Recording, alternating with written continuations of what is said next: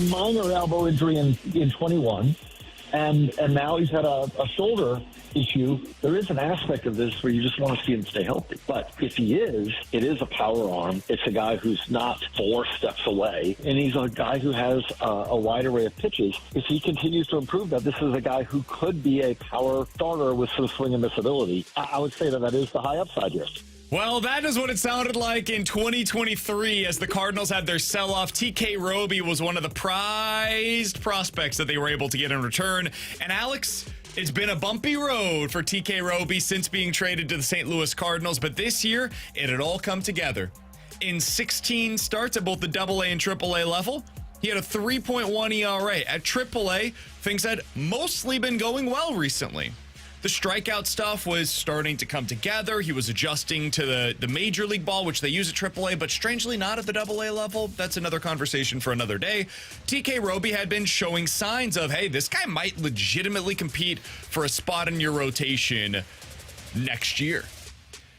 And instead, he is not going to pitch most likely for, 18 months. Good. TK Roby, according to reports specifically from Katie Wu of The Athletic, who's going to be joining us coming up at 1 o'clock today, is undergoing Tommy John surgery and will miss at least the next year. Typically, you're about 18 months after that surgery when you're able to come back and really look something like yourself again. So you're talking 2027 is likely the next time that we will see TK Roby pitch in the Cardinals organization. Alex, this sucks. There's no way to sugarcoat this. This one is brutal. This is a huge blow for the Cardinals. Simmer Bursa has already gone down with I believe, Tommy John surgery as well. Cooper Jerpy had Tommy John surgery. Those are 3 of your, top 7 pitching prospects in your minor league system, all starting prospects as well. You've had some injury questions this year and really for a few years now with Tink Hence.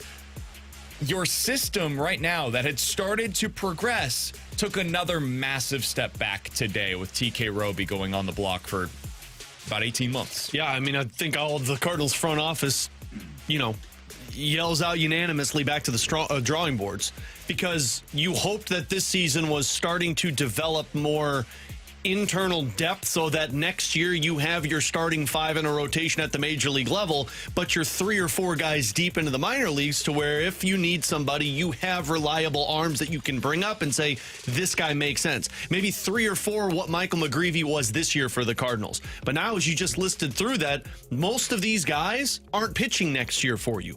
So now for the Cardinals, this eerily similar to what this previous offseason was, to where you're looking at the rotation saying, this is great, but we're going to have to make sure all 5 of these guys can give us legitimate innings because we don't have anybody in the minor leagues that we can go unless they start to make moves for closer to major league level pitching prospects. And that's kind of what the first thing you think of is, man, that sucks for their depth. Second thing is, well, now it's going to start to alter their decisions in terms of, hey, when we're trading guys away at this trade deadline, meaning Helsley or anybody else in this bullpen, or in the offseason, if you decide to start moving position players away, you're going to have to start looking for more close to ready major league arms rather than those A-ball pitchers that we were talking about last week. Can we pinpoint a starter in your system right now that you think is going to pitch for the Cardinals in 2026 as a starter? Like in their minor league system? Is there anybody currently in your minor league system that you believe will start for the Cardinals in 2026? My hope would be Quinn Matthews, but I don't know if I'm there completely yet. I would lean towards he will. I can't have that confidence when he currently has a, let me check this, what is it, like a 6 ERA at AAA this season? I think that's going to be more of, hey, we'll see what it looks like in June or July next year before we'll worry about it from there. I don't think there is one. I mean, maybe you turn Kyle Leahy into a starting pitcher next year. Maybe Gordon Graceffo you look at and you see if he can give you some starts. But other than that, I don't think you have anybody in your system that profiles as somebody who can be a 6 or a 7 for you next season. Matthews, by the way, I have not noticed this. This is a positive sign. He's been better lately. He has a 2.3 ERA in his last 3 starts. things are trending in the right direction. He's still getting hit a little more than you would like, but the strikeout stuff is back. Unfortunately, 11 walks in his last 11 innings. Oh. So, Hey, Blake Snell walked everybody in an outing, too. opposing hitters are getting on base 40% of the time, and my understanding is that doesn't typically get better at the major league level. It gets a little worse. So. Well, mind you also that, Miles Michaelis won't be back after this season. At least we think so. Now, with this news, he might be, but not like you already have one spot in your rotation to fill to make it 5 guys that you're comfortable in, and now you don't have 6, 7, or 8 in AAA. What do you do? I'm genuinely asking. I don't know what this team's going to do because we're going to talk, and spoiler alert, in about 10 minutes about Sonny Gray and whether or not you trade him at this year's deadline. This news has to influence that a bit, right? I mean, what? You're just going to not go into 2026 with Sonny Gray? Are you just going to hope like hell like you could replace him? I think, well, there's no replacing a number one, but I don't know what your goal for 2026 is. Hell, just to survive. I think what they're probably going to do is they're probably going to find guys like Andrew Heaney who they're going to sign to where it's not sexy, but you go out, you pay like $5 million and you throw that guy into your rotation, not because he's good, but just on the idea of please just save our rotation for about 5 months and then or 4 months and then we'll trade you at the trade deadline. Yeah. That's honestly what I expect them to do. Again, I mean, I don't enjoy that answer. I really do not enjoy that answer because Andrew Heaney, I've watched him. So we've got another wasted year next year. Yeah. Aren't you in? And they're probably going to cut costs. It's about runway too. It's about runway again. So when you're asking me, this year you could sell it to me and it wasn't hard. What's the sell next year? Chaim Bloom needs more time. Okay. Not sure I buy that, but. And I'm not trying to put too much stock into like TK Roby was the guy. But guys, TK Roby was kind of the guy. Like that was the pitcher that I could pinpoint and say, all right, this season was about development, both at the major league level and the minor league level. And the hope was, T-Bone, you've made the reference to this before, it's all about pitching. It's all about pitching. The Cardinals have lacked it. You look across the National League right now, the teams that are outperforming expectations, it's all about their pitching. It has been surprising for, like, for example, the Milwaukee Brewers. Better pitching than anybody could have expected coming into this season. And for the Cardinals, we are seeing now, for better or for worse, what Michael McGreevy is going to be. We've seen this year what Matthew Liberatore can bring to the table. Andre Palante, what he can bring to the table. The hope was TK Roby effectively replaces Miles Michaelis. And you have at least 4 homegrown starters in your rotation for next season. And now TK Roby is taken off of that, and he's really out of those names that I just listed, the only true power arm that gets legit swing and miss, has some offerings that are like a decent velo, good breaking ball, all of the things that the Cardinals have been looking for. He's got the kick change that people are really excited about. It's like he's got all of these different things that are different for the Cardinals. And now that that is gone, there is a huge hole in the system for what he was supposed to offer. Maybe Liam Doyle can bring some of that. I don't want to rush him, though. And if he's not ready for the major leagues, you can't just immediately, like, put him on the highway to St. Louis. This one's really, really tough to take. When they put him on the IL, I was like, oh, man, TK Roby hurt again. That sucks. I didn't think much of it, because it didn't seem as though this was going to be some kind of a long-term deal. And not only is it a long-term deal, this is like multiple years that he's going to be out. Oh, boy. Oh, boy, oh, boy, oh, boy. Yeah. I am not in a good place right now. Yeah, it's okay. Neither are the Cardinals front office. Yeah, I think, like, what they plan on, because, like, originally, like, when you think about, like, hey, maybe you stretch out Leahy going into next season, you leave, like, one spot where you sign a free agent. He's got great swing and miss from what I understand. I didn't need that kind of tone, okay? I'm not the one who's having a pitching problem right now. This has been, let's be honest, this has been a 6-year problem for the Cardinals, and it's finally getting to its peak. Look, the bottom line is this Cardinals team going into the offseason is going to have to add at what? Minimum 3 starting pitchers, and we know how they navigate in free agency. You mean it for the big league level? No, I just mean for their overall system. Yeah. Like, they need one guy for their roster now, and that's barring any other moves, and you need at least 2 guys in the minor leagues or somebody that can still start for you. And again, this team always makes great decisions in free agency in terms of handing out good contracts to starting pitchers that can come in and work. I think this means more so you're going to see more wheeling and dealing by Chaim Bloom. You're going to see more trade. I don't know if it's at the deadline. I think it's more so going to be in the offseason. I think you're going to see more position players moved out for pitchers coming in. All right, so let's talk about that coming up on the other side. We've talked a lot about what this offseason's going to be, and more specifically, what the deadline's going to be. Are they intertwined? That's something that Derek Gould brought up on the best podcast in baseball over the weekend. I want to discuss that with you guys coming up next. 314-399-9646. That's the Air Comfort Service text line. YouTube chat is available for you at youtube.com/101ESPN STL. If you missed it, news of the day, TK Roby, Cardinals minor league pitcher, maybe the most encouraging minor league pitcher this season. He was at the AAA level. He got hurt. He was put on the injured list, and now it has been announced by Katie Woo that he is going to be undergoing Tommy John surgery and will likely miss the entirety of the 2026 season and will hopefully return to the mound in 2027. We'll discuss that, how it plays into the plans, and if the Cardinals are in for an overhaul next year on 101 ESPN.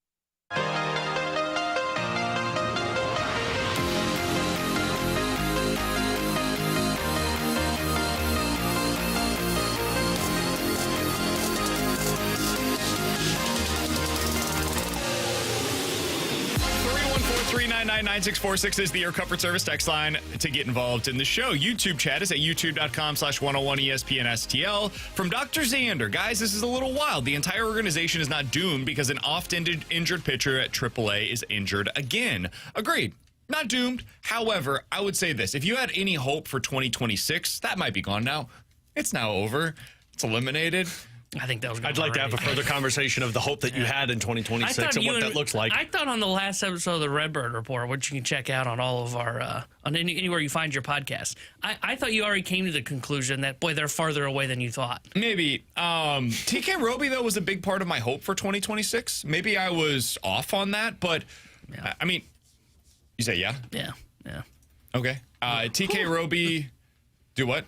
You were out there if you were hoping for 2026. This team stinks. No, I was hoping for TK Roby. I thought TK Roby was somebody that could potentially help them in 2026. I was hopeful that he could be for your rotation next year, what Matthew Liberatore has been for it this year, which is a young guy that has swing and miss stuff, power arm. He comes in. I'm not expecting him to come in and overhaul your roster single-handedly. No pitcher is able to do that, but he could be a stabilizing force, mid-rotation starter, and now you're starting to build in that rotation for the future. You eventually are able to get Liam Doyle as well. You got Doyle, Roby, Liberatore, McGreevy, Palante. Hopefully Quinn Matthews comes along. Maybe you get another starter or two that is currently in your system that continue to progress. And then by 2027, you've got a rotation that you're feeling pretty good about. But next year was a huge season for TK Roby, man.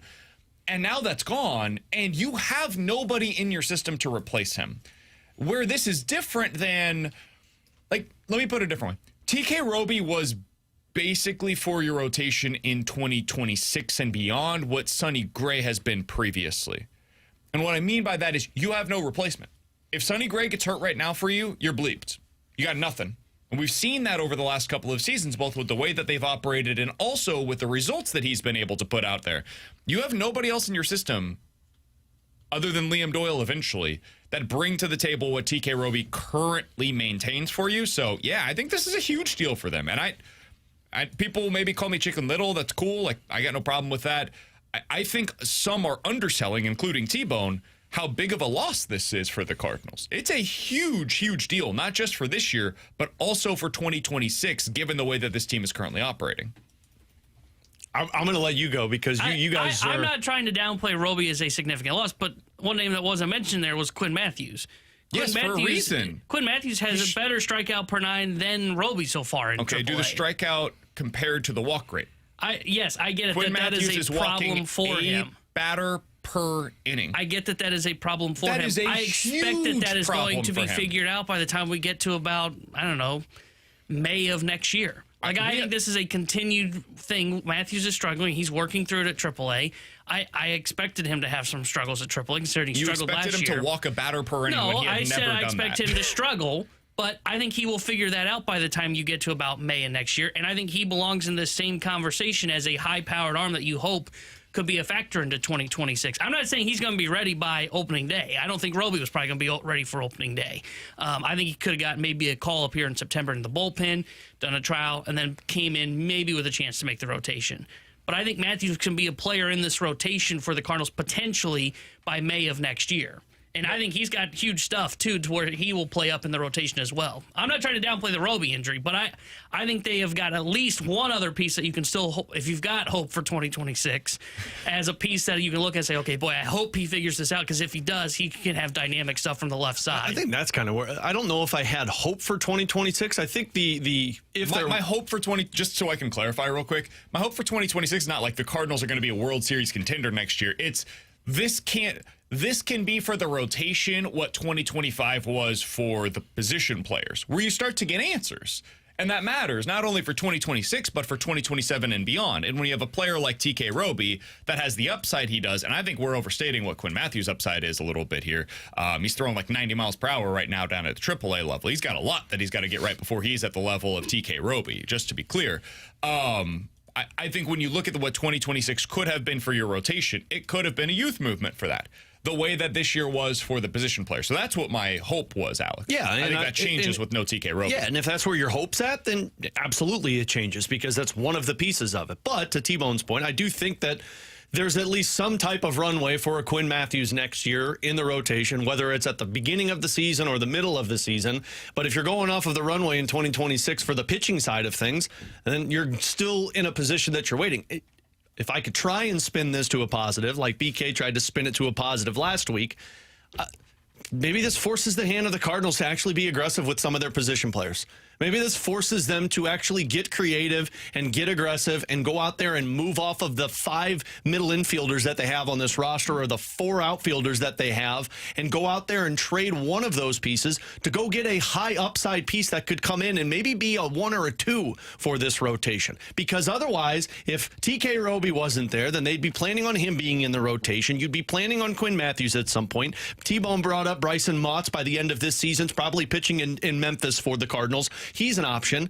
Then they might just be sitting back saying, you know what, we'll give one more year of runway for these position players. Maybe this forces them into a little bit more of aggressiveness to fill other needs in their system. Yeah, I mean, I think that should be happening no matter what. And I certainly don't want to do this from a place of weakness where I'm desperate to go make that move. And I think that's part of this for me too, is like, don't go out there and make a desperation play of saying, hey, now we've got to trade Brendan Donovan because we need pitching in our system. No. You trade Brendan Donovan because you think there's a deal out there for you that makes sense, no matter what, regardless of what the current circumstances are for any individual starter. So I don't know. I do think that Derek Gould framed this well. This is prior to the news of TK Roby. We can move off of that for a minute. But Derek Gould presented this over on the best podcast in baseball by talking about this year's deadline and not only what it means for the here and now, but also what it could potentially portend for the offseason.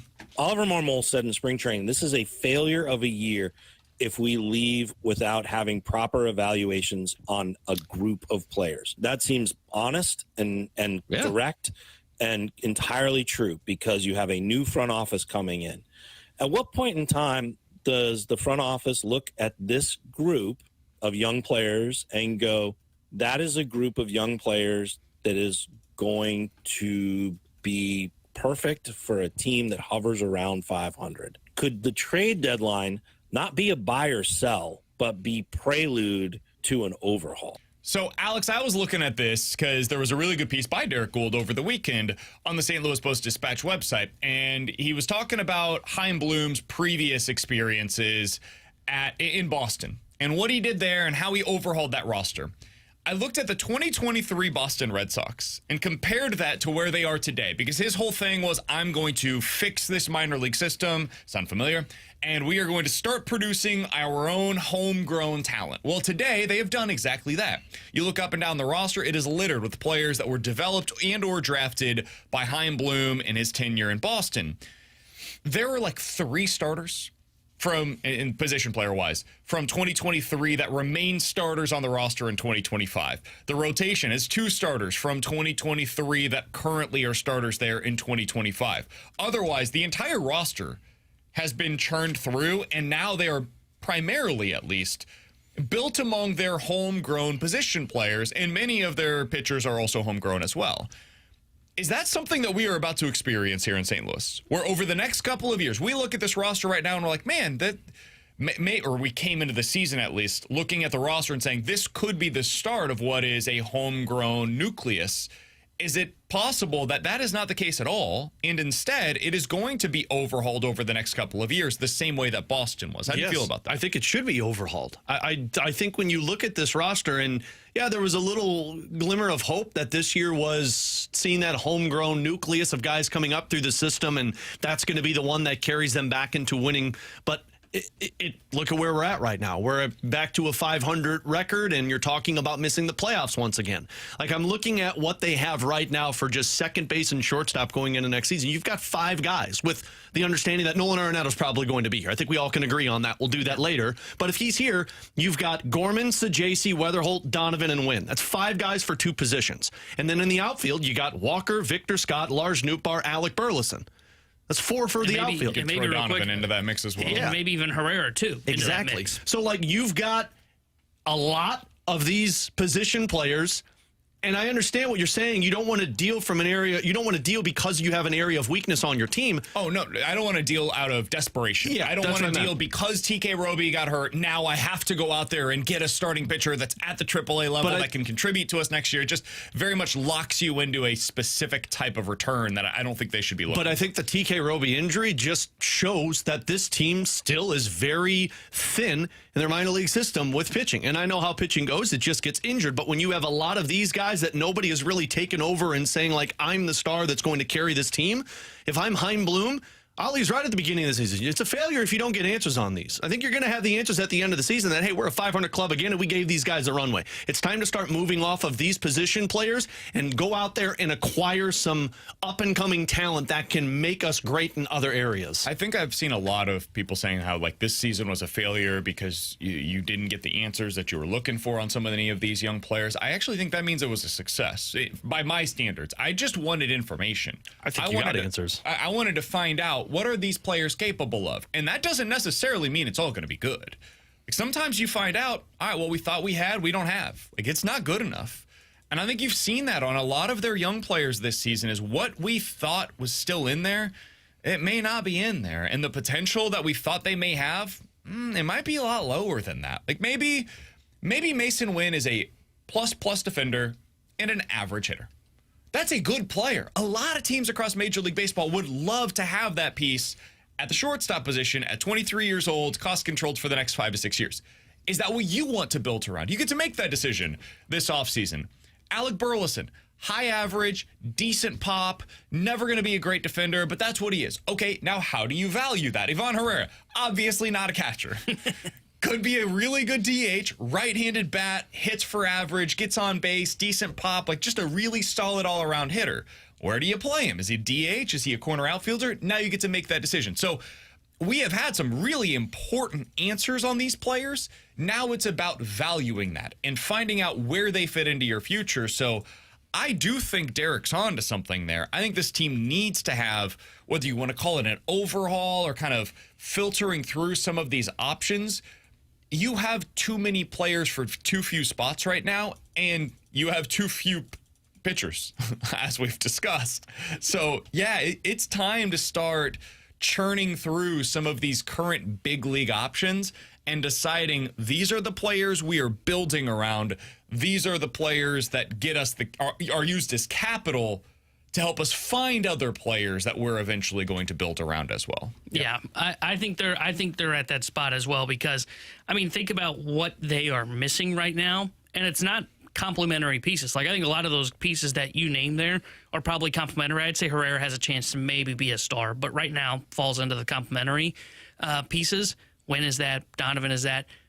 Okay, well, that's great. You need those when you have the stars that can really lift your ceiling, and that's what they are missing. They are missing, those front-end starters. That's where I look at this and say, yeah, you almost have to do it, because how else are you going to get the star? You're not going to free agency. The Cardinals aren't going to free agency and giving Kyle Tucker $500 million. So you have to use this capital. You're right. You don't just trade it all, but you pick a couple pieces that you think, okay, we can build around this.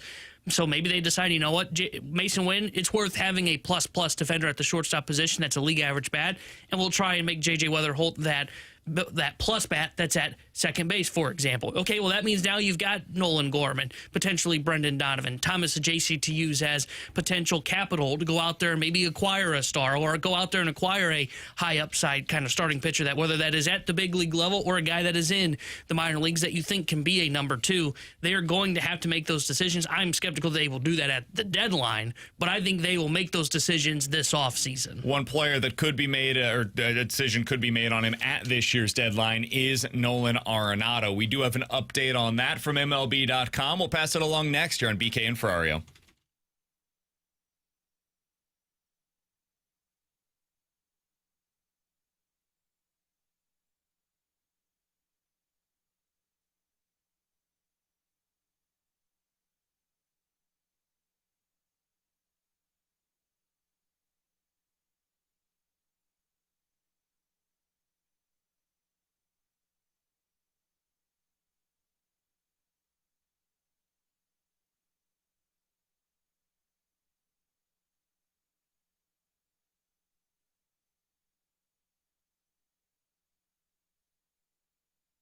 Alex Ferrario with you to talk about my friends out at Classic Air Care. You survived another hot weekend here in St. Louis and a couple more days of that heat advisory, which means that HVAC system is going to have to do a little bit more hard work over these next couple of days. And if you're like some who the HVAC system just can't push it through, well, you need to have the company that can help you out when it goes down, when it stops working in the middle of the hot summer or in the middle of the cold winter. That's Classic Air Care. They've been making people comfortable since 1926, and I urge all of my family, all of my friends to check out Classic Air Care because of their maintenance agreement. It's twice a year where they come out in the spring and the fall. They check the unit, they clean the unit, they make sure that it's good to go to get you through the upcoming summer, the upcoming winter, and this is where it comes in handy. Over the weekend, if it goes out, you give Classic Air Care a call. If you're a part of that maintenance agreement, you get priority scheduling. You get somebody out there as soon as they can get it on the schedule, which is typically in about 24 hours, to check out that unit and fix whatever problem. They have 100 vans on the road, which means they can get to you,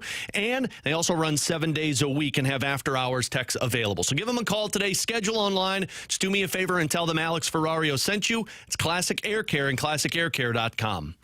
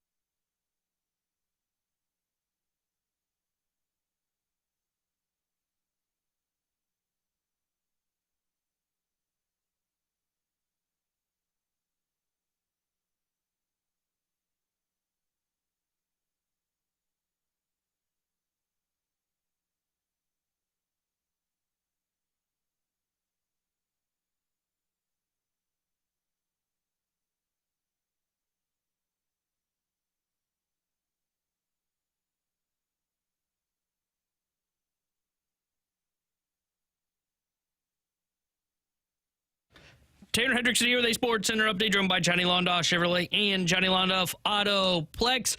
Cardinals fell to the San Diego Padres yesterday 9-2 as they split the 4-game series at home against San Diego. And tonight they start a 3-game set here in St. Louis against the Miami Marlins. 6:45 will be first pitch, and Andre Palante will be on the mound for St. Louis. And according to our Cardinals insider, Katie Woo, Cardinals pitching prospect TK Roby done for the year as he's having Tommy John surgery. The Sports Center update was driven by Johnny Londoff Chevrolet and Johnny Londoff Autoplex. See them at Londoff.com. Chevy, together we drive.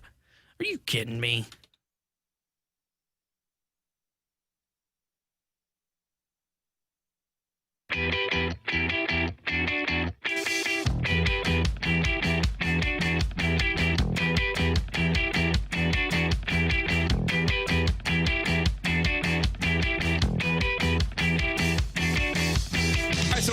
ESPN.com, Mark Feinsand, who I think is really good at his job, put out a new article yesterday, Alex. Renewed trade interest in this 8-time All-Star could shake up Major League Baseball's trade deadline. He writes the following. Add another third baseman who could fill one of those holes, as sources say Nolan Arenado, who is at the center of multiple trade talks during the offseason, could be moved by Thursday's deadline. The Cardinals will have to get approval from Arenado on any kind of a deal. He does have the ability to veto a trade, which he did in December after the Cardinals and Astros had agreed to a trade to send the 8-time All-Star to Houston. There was another report from Houston Astros beat writer over the weekend, by the way, who talked to the Astros GM, who basically said, yeah, we're not going down that path again. He misunderstood, is the way that he described it, the Astros plan for this season. The teams listed in this article, Alex, that could be interested in third baseman: the Cubs, the Mariners, the Tigers, the Brewers, the Reds, the Astros, and the Phillies. All right. First of all, I think, you guys tell me if you disagree with this, we can go ahead and take the Brewers, the Reds, and the Cubs off of this list, considering they're all 3 intra-division trades. Do you agree with that? I agree. Yeah, I'd agree. All right, you're down to 4. You're down to the Mariners, the Tigers, the Astros, and the Phillies. As I just mentioned, I think you can take the Astros off of that list. Do you guys agree? Mm-hmm. Yeah, I'd agree. All right, we're down to Seems a 3. little hurt. Mariners, Tigers, and Phillies would be the 3 options for Arenado. I think you could take Seattle off of that just because it's Seattle. Yeah, and I would take off, who's the other one, Mariners? Detroit, I would, Philly. I would take Detroit off I'm that having a list. hard time with. Like, I mean, they're 8 games above the next closest team to them in their division. If it's a purely baseball decision, you have to consider it if you're Nolan. Unfortunately for us, as selfish individuals who just want to care about the baseball side of things, Arenado takes into account other stuff, including location, family, all of these different things, because there's multiple years left on his deal. And that's the part that I think you can mark all of these off of the list. Okay. Like it's hard for me to look at the other side and just not focus on the baseball, because that's what this comes down to. It's like it's the baseball side, but then the family decision comes into it. And I mean, putting myself in his shoes, it's not just for 3 months. I'm going there for another, 2 years? Mm-hmm. Correct. If I have a family, a young family like him that's based in California and wants to be in California in the off season, man, I'm not going to Detroit. I'm not going anywhere. I'm going to stay here unless I'm going somewhere in California. And that's where I think Nolan Arenado's at right now. So every time, like when I read the report by Mark Feinsand, and again, nothing against him, he's incredible. I read it as, yeah, the Cardinals would like to move him, and the Cardinals will approach him if a team says they're interested in him. Cool, that's not Nolan Arenado saying I'm willing to go somewhere. That's saying there's teams that might be interested in Nolan Arenado, and the Cardinals will approach him if the team calls and says it. I don't think Nolan Arenado's accepting anything. As much as his drive to win a World Series is there, I got to imagine if you're him at this point of his career where you're on the back 9, as much as you want the World Series, you understand that there's 2 more years and I've got a young family. The number one thing for me is my family comfortable? And if Nolan Arenado's asked that question, I think he's staying in St. Louis. Yeah, I don't know how to read what Arenado would want, because I agree with you. I think the Cardinals would like to move Arenado because it frees up a roster spot for them. I mean, we just talked about the last segment. Their log jam in the middle infield gets a little less complicated. It's not completely easy, but it's a little less complicated if you can free up at-bats at third for, say, Nolan Gorman, for example, for the final 2 months. Or Donovan or Weatherholt. Sure, whoever you want that person to be. But I just don't know what Arenado wants. Does he want to just stay in St. Louis so he doesn't have to worry about moving the family in season? I could get that from his perspective. That makes sense. I would agree. It would be a lot easier in the offseason if you were going to accept a trade, if you wanted to move your family. Or is the driving force, hey, I want to go win a World Series? Because if that's the driving force, I can see how maybe Detroit could make sense for him. I can get to a point where I see where Philadelphia makes sense for him. Milwaukee, no. Even the Cubs, but the Cubs, again, they're in the division, so I don't think the Cardinals are making that move. I don't know. My assumption is he is just going to stay, because I just don't think there's personally going to be that big of a market for him. I don't know what he would want, though, and what the driving force is on his decision. 2 other pieces that I wanted to get to here before we get to questions and answers. 314-399-9646. That's the Air Comfort Service text line. The first comes from Katie Woo's article over on The Athletic. This is an update on Arenado, but also on just kind of the way that the Cardinals are approaching the deadline. St. Louis will entertain offers on Arenado and Sonny Gray. Both players have a full no-trade clause, but could be motivated to waive them for the right fit. Mozeliak has started to gauge the interest of a handful of contending teams, though the talks are described as preliminary. The odds of either player being traded at the deadline remain slim, but the Cardinals are financially motivated to move their contracts. Gray's owed $35 million next year, his final guaranteed year of his deal. Arenado is $31 million remaining over the next 2 seasons in total. Okay. I find the financially motivated aspect of that to be quite interesting. This comes from Derek Gould. Quote, the Cardinals are open to discussions on young players where they have roster overlap, such as second base in the outfield. Mo, the president of baseball operations leading the Cardinals at the deadline in his final year, spoke personally and recently with starter Sonny Gray about his wishes and whether he would use his no-trade clause to block a deal. Gray said that is what Gray said, quote, Sonny Gray declined to elaborate, end quote. I also find that to be highly interesting. Now, let's go way too far into the weeds and try to read into this what we can. 1, the Cardinals are financially motivated to move Gray and or Arenado. That comes from Katie Wu. 2, Sonny Gray declined to elaborate on whether or not he would use his no-trade clause to block a trade. Start with the Sonny side of this. Sonny Gray was very open and honest and candid and happy to speak about his willingness to use the no-trade clause at winter warm-up and all offseason long. He made it very clear to every reporter that got in contact with him very quickly, I'm not going anywhere. I want to be a part of this. This is something that I believe in. We're building here, blah, blah, blah. And now he's declining to elaborate. Okay? Go ahead and file that one away. They're financially motivated to move on from these guys? They have like no other money on the books. Yeah, here's my surprised face. We're still broke. Yeah. Have you seen the attendance at Busch Stadium this year? What is the payroll going to be next year? We can't even sell out a Flow Rida concert. That's true. That's true. If you can't sell out Flow Rida, game over. Guys, what is the plan? Cheap. The only player next year on the roster, currently signed, that is on the roster next year, if you traded Sonny and Arenado, that would have any money guaranteed is Wilson Contreras.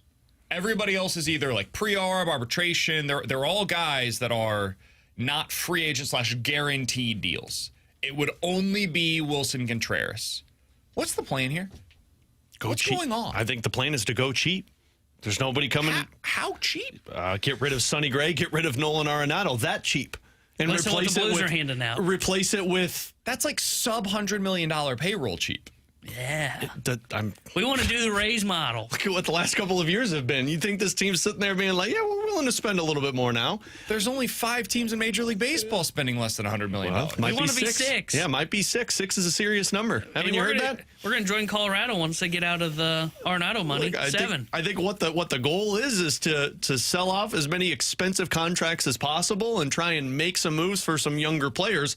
I think it's a youth movement. But it's not the good youth movement. It's like, hey, we're going young. It's, hey. That was this year. This year you could sell it to me. It's like, hey, we're broke. Yeah, we ain't got no money. You're not coming to the ballpark. So we're going to go young. That's what this is. I can't go get Italian with the guys. I got to go to McDonald's. And after hearing about Bryce Harper and Rob Manfred's face-off from the other day, I think it's also ownership being like, yeah, we kind of see what's at stake. We're going into a lockout where we're going to be missing 162 games. Am I coming to terms with this right now? What's happening? You're there. Welcome to reality. I don't like any of this. This is not fun. This is not St. Louis baseball, man. I think that's what's maybe most frustrating. New St. Louis baseball. It's a hockey season yet? This is not the way the Cardinals operate. It is now. They don't operate this way. Now we do. No, yeah. they're financially motivated to act this way now. Our TV deal went in the crapper. Didn't you hear people aren't showing up? We thought the best fans of baseball would be there. Didn't you hear the 17 press conferences of how we are going back to what made us great? Youth movement. Draft and develop. You said draft and develop. Sorry, in the last 60 years, that hasn't been there. You said, boy, I just don't understand what their plan is. I got that vibe after the 2 press conferences that we needed to end the season. I kind of got the vibe this year. Like, really, the vibe they didn't made even sense. nail that one. Maybe they saw. You're right. Maybe they saw eventually got there though. Maybe they saw the Savannah Bananas like you did, and they said, "We're going to go replacement players." Oh, we're going to sign the guy on stilts? Yeah, we're going to go replacement players. Awesome. We're going to go for guys chucking balls from the stands into the pants down below. Now it's bananas. See, no, but they're throwing baseballs from the we're stands. switching it up. Yeah, no, they can't be the bananas. Our pitching staff could use help. Can we change the rule to where foul ball's an out if we catch it? I think that sounds great. Yeah, I mean, our staff could use it. There you go. Do you guys think this. Arenado or Sonny Gray will be traded at the deadline? I think there's less than 10% chance Arenado's traded. I'd say I'm 50-50 on Sonny Gray. That's kind of I think Sonny Gray also falls into the camp of, look, man, my family's comfortable. I'm close to Nashville. I mean, I'm a private jet fly away from getting home after a game.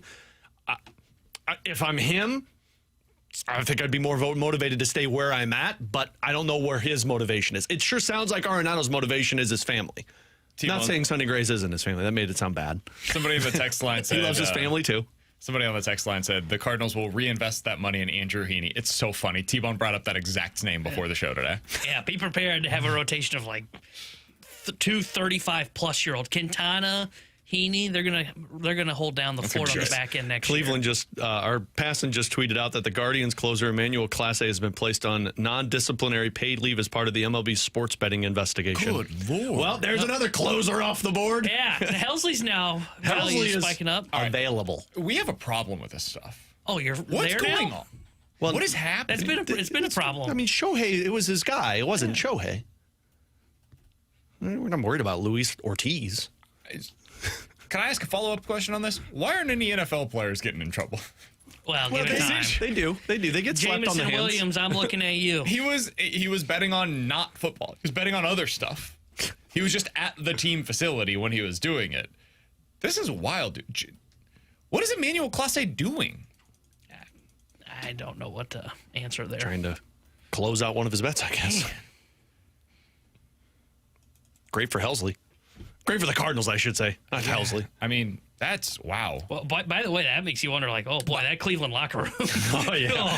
Hey, maybe Jose Ramirez is available. Can I tell you an who's irony next? of this real quick? Sure. Can I tell you how I just saw that news that you were just Was it a reporting? sports betting thing? It was from Underdog MLB. Swear to God. Were they the ones he was betting with? Underdog MLB, passing, colon.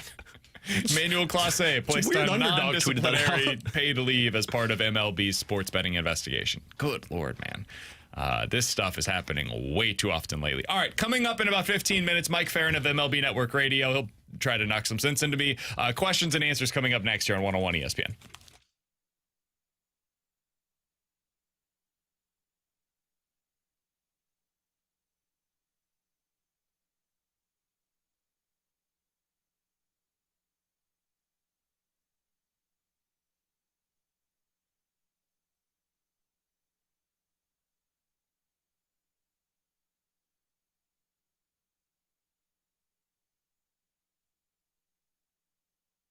Katie, I love hearing you talk about the beginnings.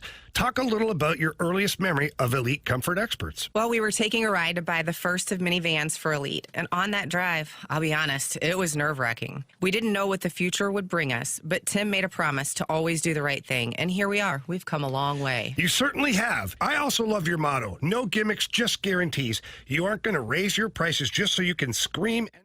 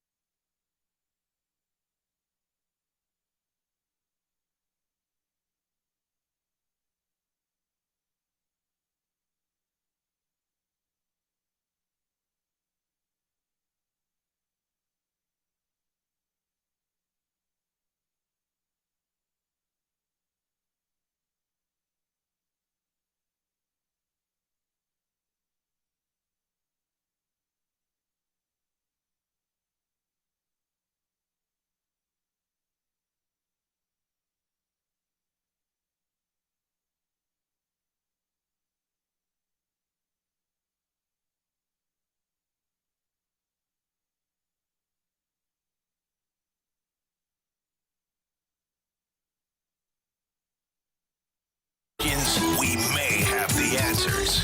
Maybe it's BK and Ferrario's questions and answers on 101 ESPN. 399-9646 is the Air Comfort Service text line for questions and answers. If you guys have any questions, go ahead and get them in right now. We will talk to Mike Ferrin, one of my favorite baseball interviews. MLB Network Radio, works down in Arizona. We'll talk to him coming up here in about 10 minutes on BK and Ferrario. All right, let's start out with this from the 314. Guys, we've heard a lot about Arenado and Gray, but shouldn't we be hearing more insiders talking about our relievers this week?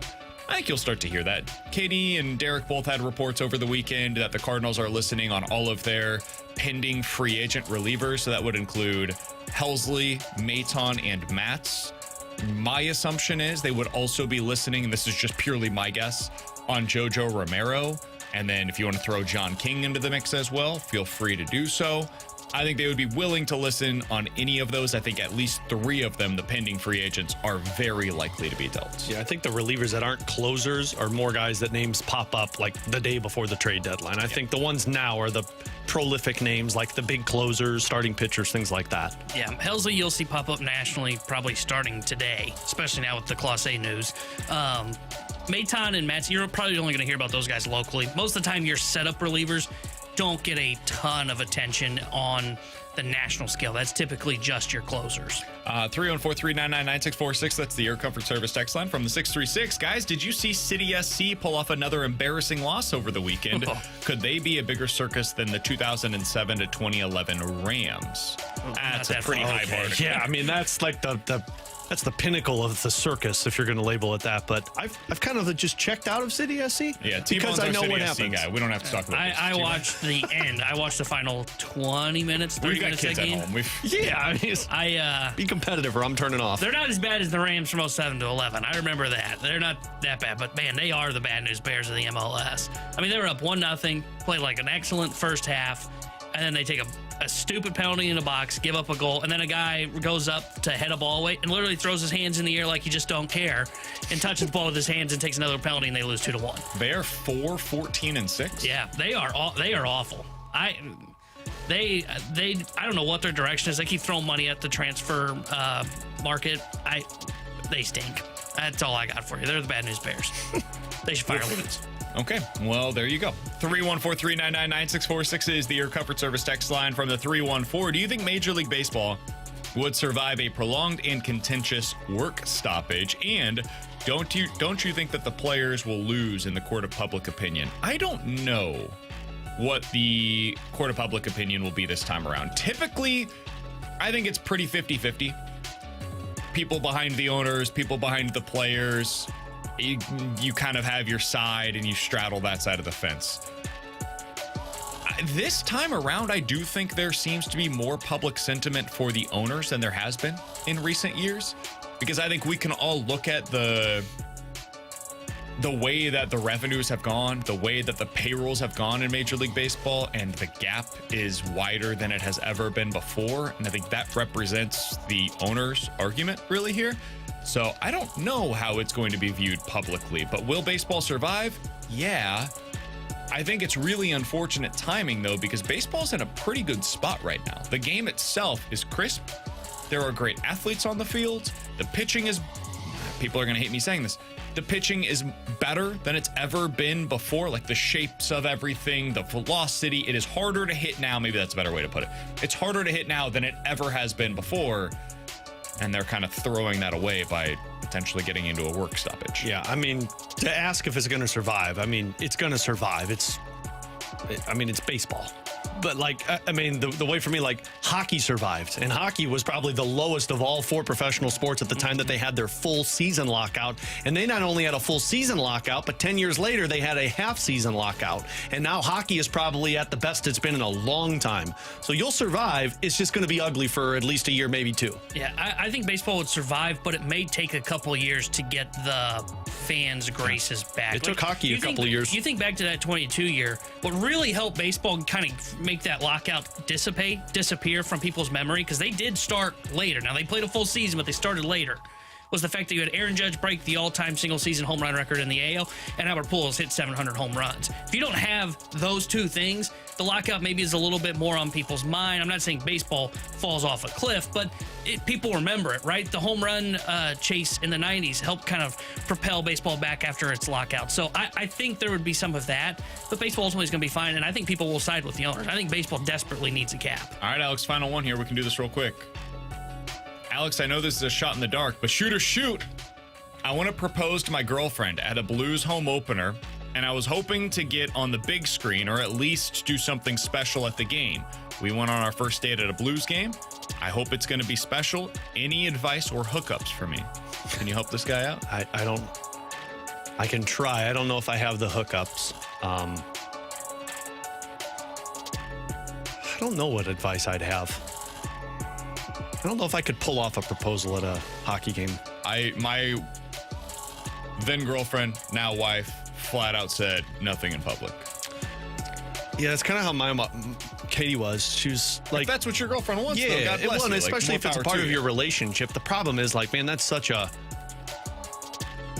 hard thing to do, especially when you're looking for those hookups. And as much as I am tied in with the Blues, I am not at that level of tied in with the Blues. But I have your number. I will ask around, and maybe I can pull something off for you. All right, coming up next, Mike Ferrin, MLB Network Radio, joins us here on BK and Ferrario.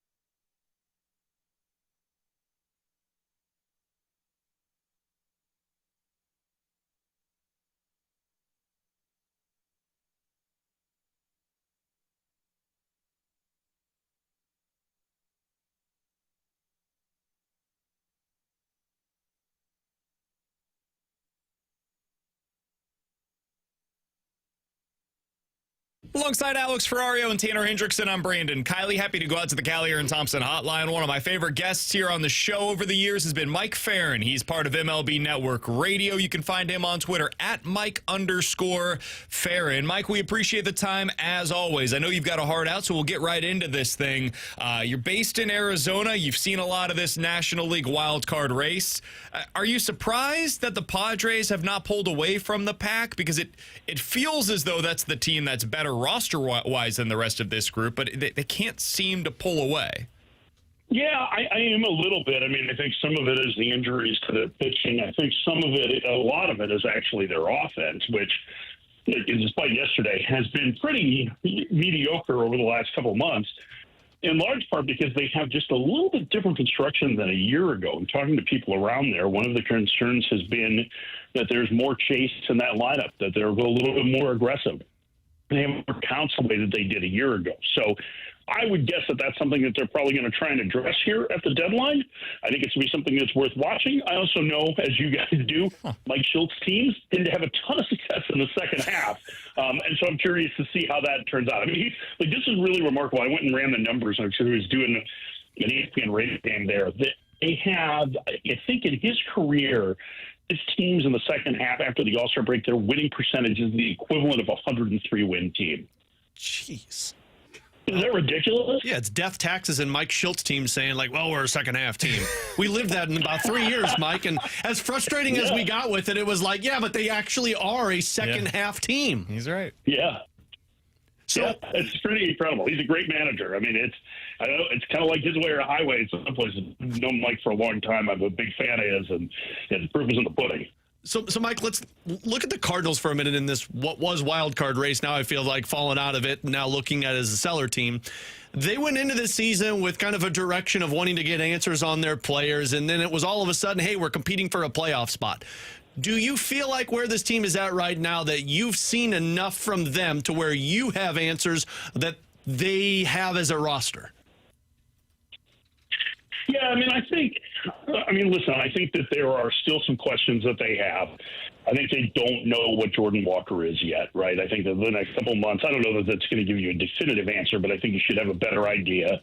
I think they know that, that they have, I think beyond the major league level, that J.J. Weatherford is probably going to impact the roster sooner rather than later, which is probably explains why they're willing to discuss some of their players that, might play second base, be a trade. I think they know that they've got an elite defender in center field in Victor Scott II, who, even though the numbers have tapered off since April, probably hits enough to be able to be a regular. They've got a great defender at shortstop. We knew that already, though, right? And Mason Wynn, who's a pretty good offensive player. So I think they got some of the answers to that. And I think the fact that Matthew Liberatore looks like a building block in the rotation, and Michael McGreevy does, I think those are answers that they got as well. So I think from that standpoint, it's been productive. Obviously, Cardinal fans and everybody wants to see them compete for a postseason berth. But I think that the way that they've gone about it, like they've given some opportunities. I think the entire script isn't written, and they're not going to get answers on all of those questions, and they're not going to get answers in the affirmative in all of those questions by the end of the season. But I think it's trending in the right direction, and I think they're going about handling this deadline the right way, because I just think they're a little short pitching-wise to be able to compete for a postseason berth this year. And I think that'll be borne out over the course of the next couple of months, regardless of what moves they make out of their bullpen. Mike, how does a team like the Cardinals get away from being stuck in the middle, though? Because they've got decent players. They've got capable starters. The bullpen's actually pretty good this year. It's why they have a decent amount to be able to trade from. How do they get away from being stuck in the middle without going out and spending crazy money and without tanking? Yeah, developing stars from within is the first thing. Trading for potential stars, you have to have the right personnel to be able to do that. I think those are a couple of ways, but I think that the only thing you necessarily need to look at it is that you need to be super high above the middle. Remember, and this is a great example of it. The Diamondbacks 2 years ago won 84 games. They made it to the World Series, right? Once you get into the tournament, that's all that matters. There is a preponderance of the worst teams that get in or move on, advance round to round in baseball that is different than in other sports. So it's not like you should be shooting to be an 86-win team, but an 86-win team, there are benefits to it, right? Because 40% of the league is going to make the playoffs, so you have a chance. So I think that's part of it. I think the other thing is you just have to develop stars from within, and that's the key for any team, and that's something the Cardinals have historically done pretty well. They'd gotten away from it a little bit, I think, in adding Goldschmidt, adding Arenado, adding Holiday before that. But it's tough to find stars, right? But to find that aircraft carrier dude who carries your organization for 15 years, I mean, those generational players are pretty rare. But that's how you separate yourself, I think. And, you know, listen, you got to make sometimes you have to make good trades and hope getting guys before they pop on the scene. And you can end up doing that too. Like I'll use Arizona as an example, right? They traded for Ketel Marte at the right time, and he's turned into a star, right? Finding that guy, identifying them via trade from another organization is really hard to do, but if you can do it, it can not just speed up a rebuild, but your path to contention, consistent contention. Mike, do you believe that the Cardinals are in that position now where they should begin to be aggressive with their pieces on their roster to start making trades? I don't know. I mean, I think it depends on, like anything else, like what you get back. But I mean, you're talking about like trading rentals. Like if you're going to talk about trading the relievers, I think they should do that. You know, I think now's the time for Steven Matz, and they're not going to probably re-sign Ryan Helsley. And so, like, moving those guys, I think makes sense. I don't know. You know, I think Helsley will get a healthy return. I'm not sure what the rest of the group will. But I think it's probably the right time to look at that. If it's more core pieces, I think it depends on the ask. You know, I think one of the reasons why Brendan Donovan's name has come up quite a bit, I mean, there's two reasons, right? J.J. Weatherhold is one. The other is that there just doesn't look like there's that much impact offensively on the market. And because Donovan can play multiple positions, he would be attractive to teams that, because he has years of control, too. So I think it's tough for me to put it into binary terms. I think you have to be weighing what you have in your organization and also like what the offers are, because you're blown away by a team that gives you two or three pieces that can help you going forward, then absolutely you should make that deal. Mike Ferrin's our guest for just another minute or two here on BK and Ferrario. Appreciate his time as always. Mike, as a follow-up on that, if you were, and I don't know if this will necessarily be the decision or not, but if you were in Heim/Mo's shoes and you had to make a choice, who are you going to keep here long-term, Brendan Donovan or Mason Wynn? Which of those would you choose? I think I would keep Mason Wynn. I think because he's further away from free agency, there's one reason. I think the other is that it's just really tough to find an everyday shortstop that's the quality of him. And this is no knock on Donovan. I love Donovan. I think he's a really good player. But I think he's he's best served in a super utility role. And, man, you've got a guy that can actually play shortstop at that high a level and can hit enough. Like, that's a really tough player to find. I mean, that's a 3 to 4 WAR player, and they don't grow on trees. Which team do you think is most likely to get desperate enough to give what the Cardinals would be looking for Brendan Donovan at the deadline? We'll get you out of here on this one. I'll say no one. I don't think anybody's going to end up making a move for him. I think the ask appropriately will be high, and I think it's just very difficult to match that. I think a much better time to discuss him will be this winter when you can get every team involved. Mike Ferrin, you can hear him over on MLB Network Radio. He does fantastic work for them. Mike, we appreciate the time as always, man. Thanks for hopping on a busy week. Yeah, thanks, guys. Sorry I had to run early, but I appreciate you getting me in and out. You're good. Thanks, Don't Mike. sweat it. That's Mike Ferrin. Appreciate his time as always, joining us here on BK and Ferrario. Alex, what he said there, like, man, the whole getting in with 84, 86 wins, he's right to say on the front end. Like, what he said is 100% correct. You get in, anything can happen. We've seen that with the Nationals. We saw it with the Braves. We saw it with the Diamondbacks. We saw it with the Rangers. We have seen what he said is 100% correct. Hell, Detroit last year. Like, what? Where'd that come from? Kansas City last year. What? I don't know that plays to this audience anymore. No, I think this audience has lived that for the last 12 years, that they don't want that mindset anymore. Now, the other thing is that Arizona team that did what he's talking about, they had a star. Corbin Carroll was a guy they were building around. The hope was this is the start of something, right? The Texas Rangers, they went out and they signed not one, but 2 shortstops in a huge market that they decided we are going to build around these guys. And then they signed Jacob deGrom, who I know didn't pitch for them that season, but they continually invested and showed to their audience with their actions, not their words, we're all in. And then they go to the World Series accordingly on a team that nobody really saw that coming. The Nationals. Juan Soto was a member of their organization at the time. Yeah. They had already invested like crazy into their rotation. Think about the signings that they had made with Max Scherzer, keeping Steven Strasburg, signing Patrick Corbin. Like, they had made real investments into the team. The Cardinals would have to change something to have the kind of investment among their fans. Hell, the Atlanta Braves. Again, that was at the beginning, and they had Ronald Acuna Jr., who wasn't playing at the time, but he was part of their core. You had Ozzie Albies, part of the core. Freddie Freeman. Like, you've got a ton of dudes that are there that are a part of the core of the team, the fabric of the organization. Who is that for the Cardinals? So even if they did go down that path of like, yeah, we're trying, something's got to change. Dude, they're 17th right now in attendance this year. Did you guys know that? They are below 30,000 on their average attendance. It's probably going to get worse before it gets better. Now you know why they're financially motivated to move money. They very well could finish behind the likes of Colorado, Milwaukee, Arizona, Detroit, potentially even Seattle this year. Something's got to change, man. I think if you're asking the Cardinals, they hope that Weatherholt's that guy. But Weatherholt's not the same player as like an Acuna that, you know, is the 30-plus home run guy that steals 50-plus bases, that gets you on your feet. You're going to see that guy. I don't know if Weatherholt is that. Now, I don't know. Maybe he becomes it. But that's the part that I just like. If you're going down the path of you got to draft and develop that guy, man, you're going to be waiting another 10, 15 years, and who knows if you're ever going to draft him. Because it took him forever to draft Albert Pujols, right? Like, I think you got to be more motivated to make trades, to the point that Mike Ferrin made of, like, you know, Arizona made that trade for Ketel Marte at the perfect time. Went for a young guy that had experience at major league level, but they saw that it was a rising star. At some point, you're going to have to do one or the other if you want to go down that path. But I just think people are fatigued over the win and or get in and see what happens. Like, there's, especially with the Central Division now becoming a little bit more competitive with the Cubs and now the Reds, and then you've got the Milwaukee Brewers who just continue to churn out elite players.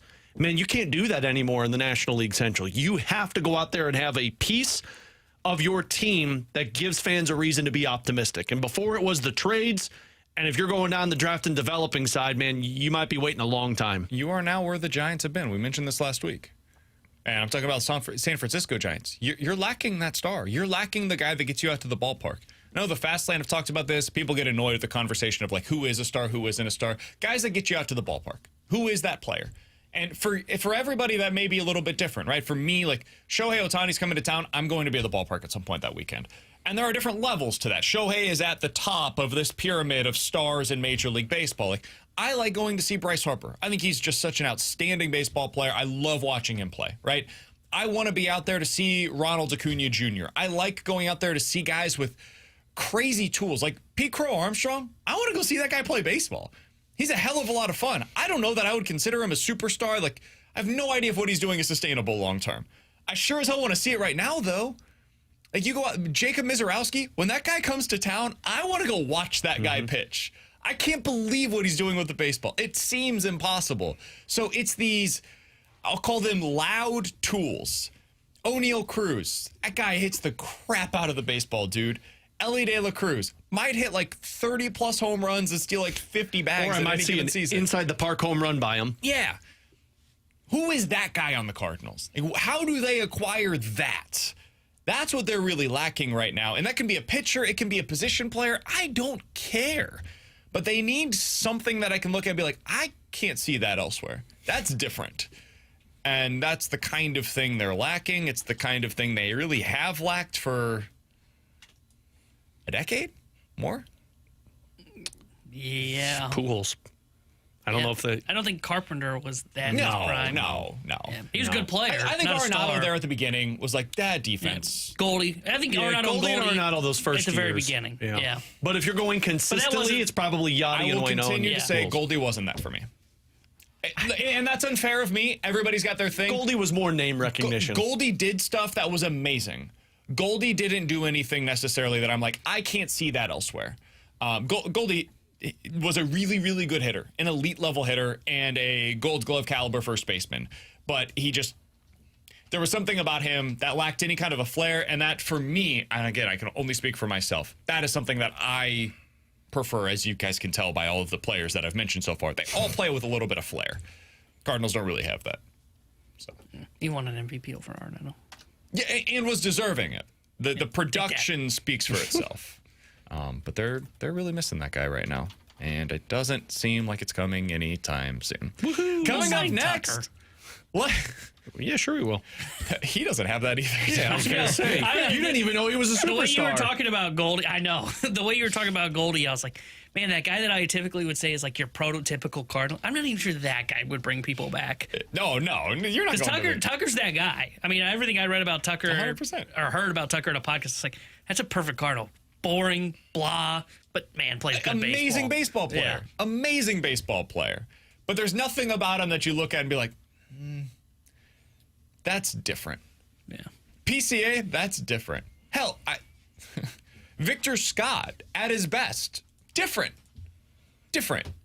Not different does not Talking mean the about his best. music. Different does not mean the best baseball player in the world. Like O'Neal Cruz, average hitter, literally league average right now. Does it in a different way than I think I've ever seen done before. And that to me is at least interesting, if nothing else. All right, coming up in about 15 minutes or so, we'll talk about Jordan Walker, who might be their best chance to get a star, homegrown at least in the foreseeable future. But next, MLB trade deadline roundup here on BK and Ferrario.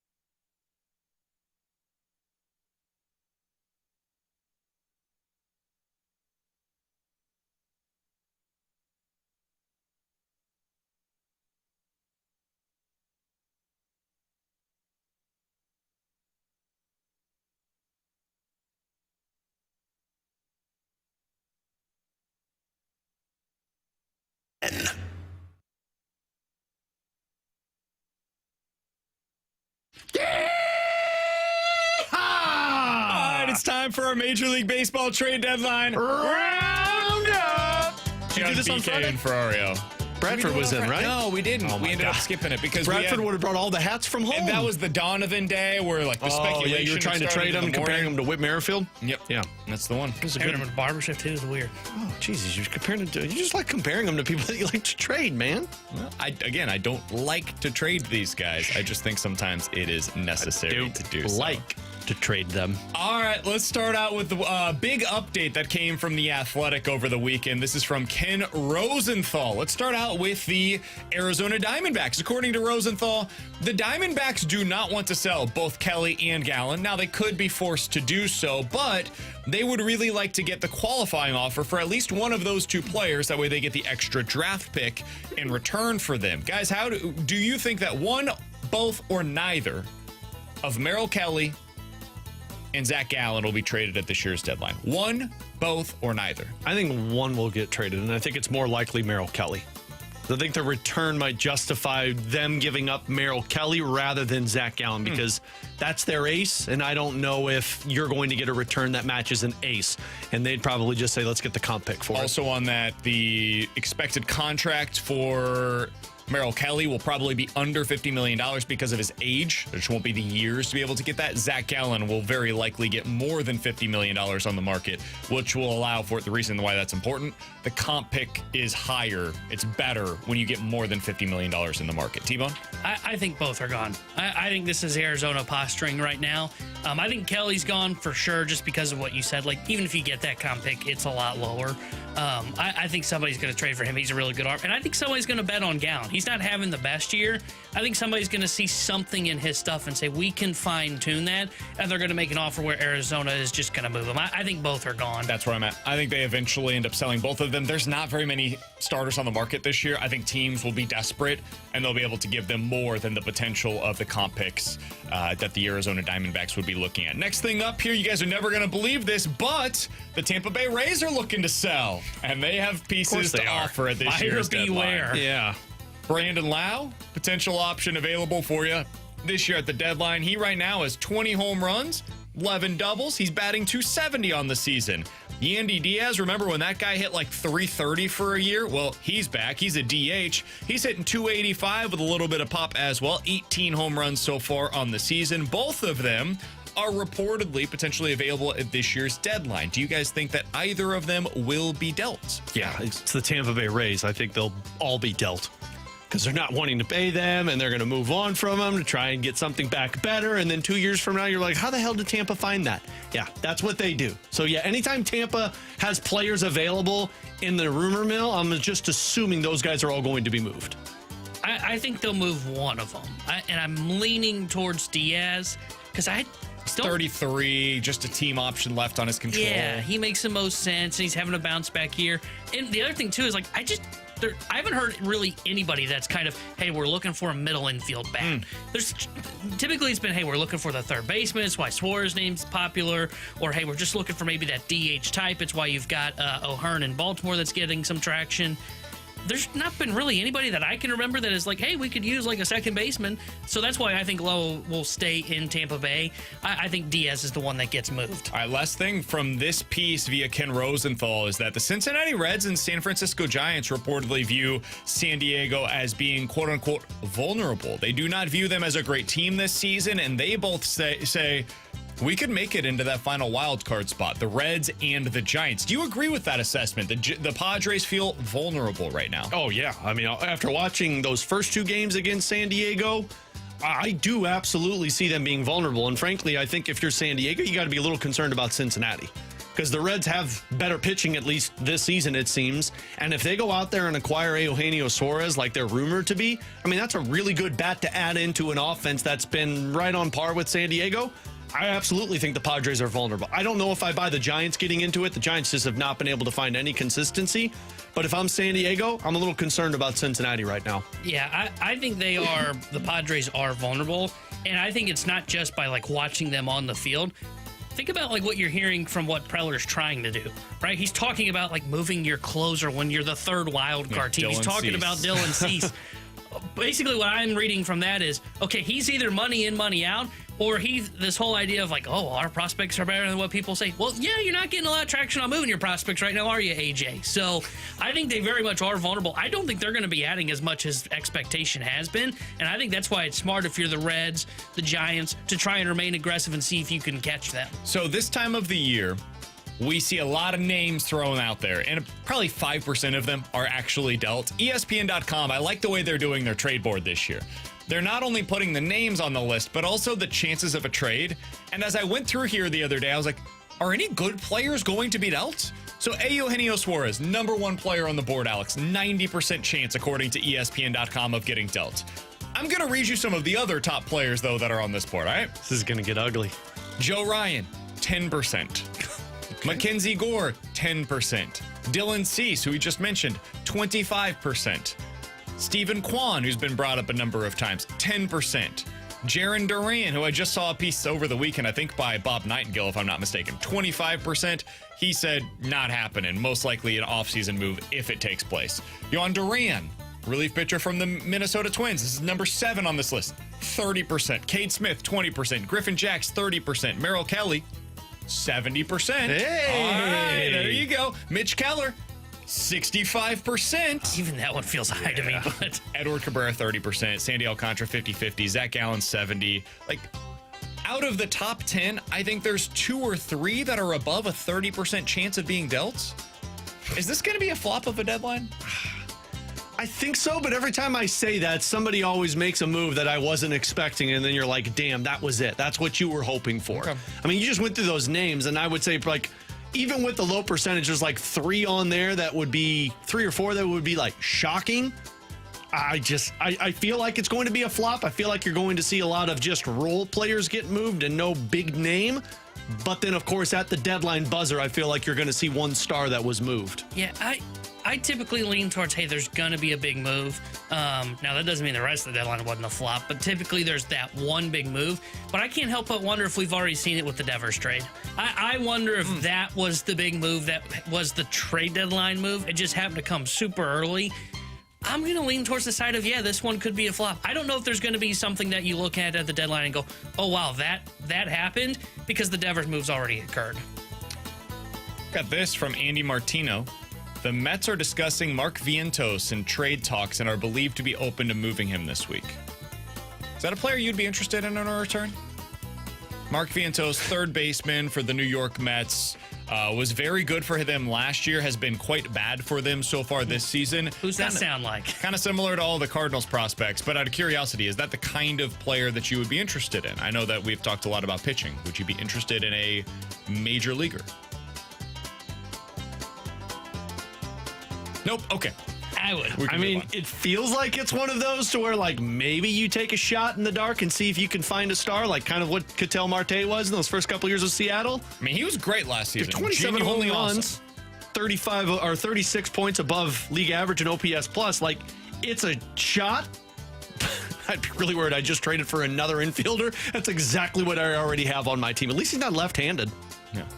That's a plus. He's got a little bit of a strikeout problem. DH first baseman along with third baseman. So he fits here for sure. If he played catcher too, I'd be like, absolutely go get this guy. I was just curious if he's going to be made at the deadline. I think the White Sox are asking for Vientos in any Luis Robert trade, which feels crazy. That seems way too much. It seems crazy, and that's why it feels real, right? Yeah, I guess. I can't imagine giving up something of legitimate value for Luis Robert, who is effectively Eloy Jimenez, who was traded at the deadline. Was that last year, 2 years ago? Yeah. Remember, people were like, oh, they got Eloy Jimenez? Yeah, is that a good thing? Yeah, this is Baltimore, wasn't it? He ended up, I think, in AAA for most of the rest of the season. Same with Trevor Rogers. What a deadline by Ellis over there in Baltimore. Maybe Baltimore doesn't know what it's doing. All right, that's what we've got today for your Major League Baseball trade deadline Roundup. Forgot I was supposed to do that there at the end. Coming up next, speaking of a Cardinals prospect that came up, had success, and then struggled the next couple of seasons, Jordan Walker. Is he starting to turn some heads? We'll talk about it next year on BK and Ferrario.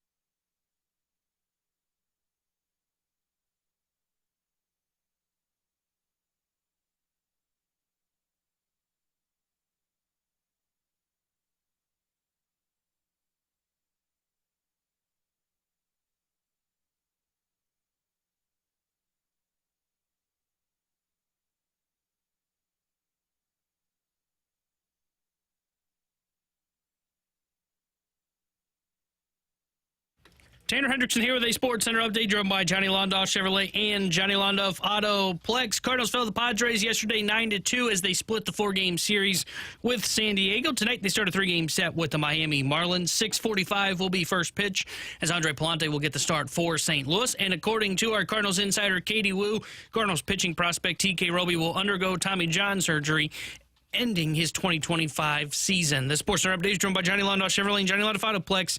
SeaMalondoff.com. Chevy, together we drive. Are you kidding me?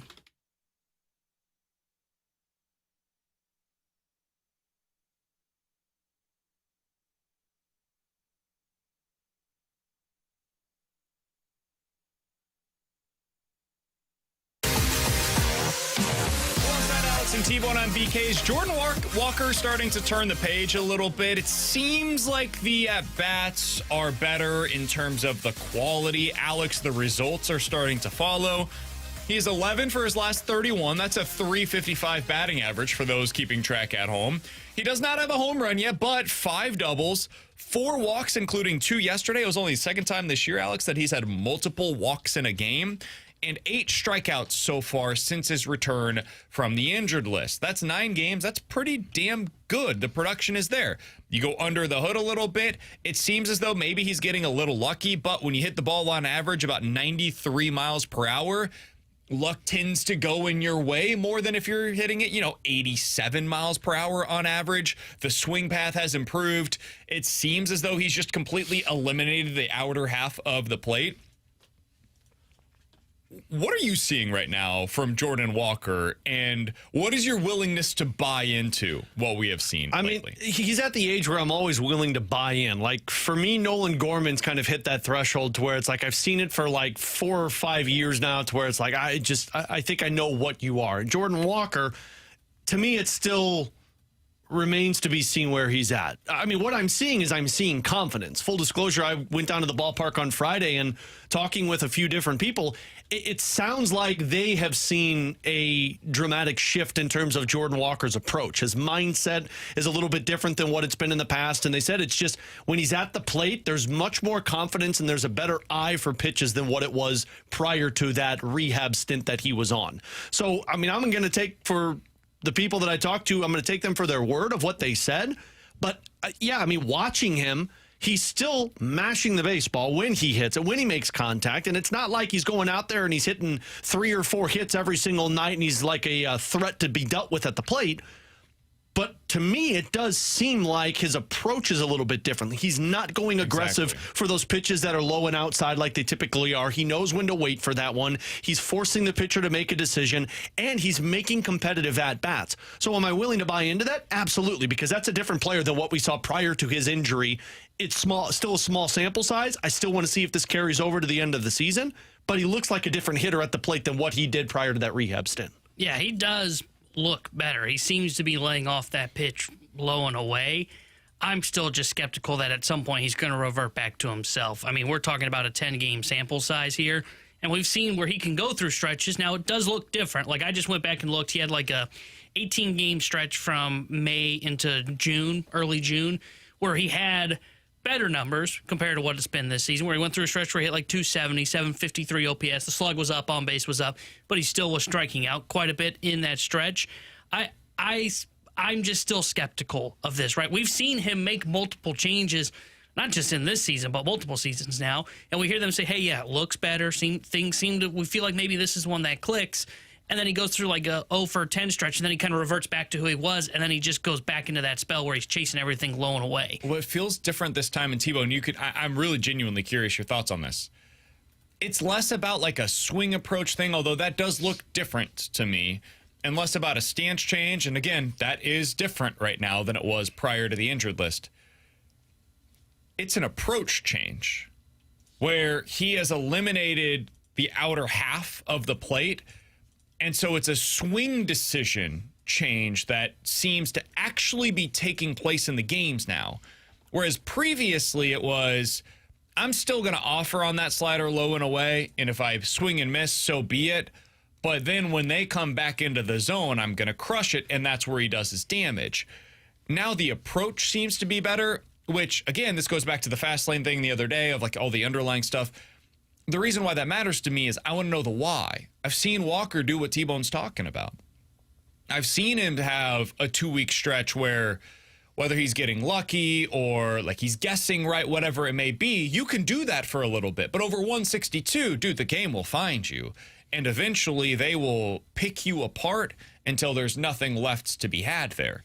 So I say all of that to say that it's an approach change to me. I don't know how long it's going to stick or if it can stick, but that's what is an encouraging sign to me this time around compared to other ones. Does that change anything for you, or are you even skeptical of the approach change that we're seeing? Which would be understandable, by the way. I'm not criticizing that. I'm still skeptical of the approach change. I don't think he's suddenly learned to lay off of a slider low and away. I think he's doing better of it. But again, it comes down to like, okay, now what happens when you go through that next 0 for 10? Do you start to get a little bit more desperate, start trying to expand the zone a little bit more?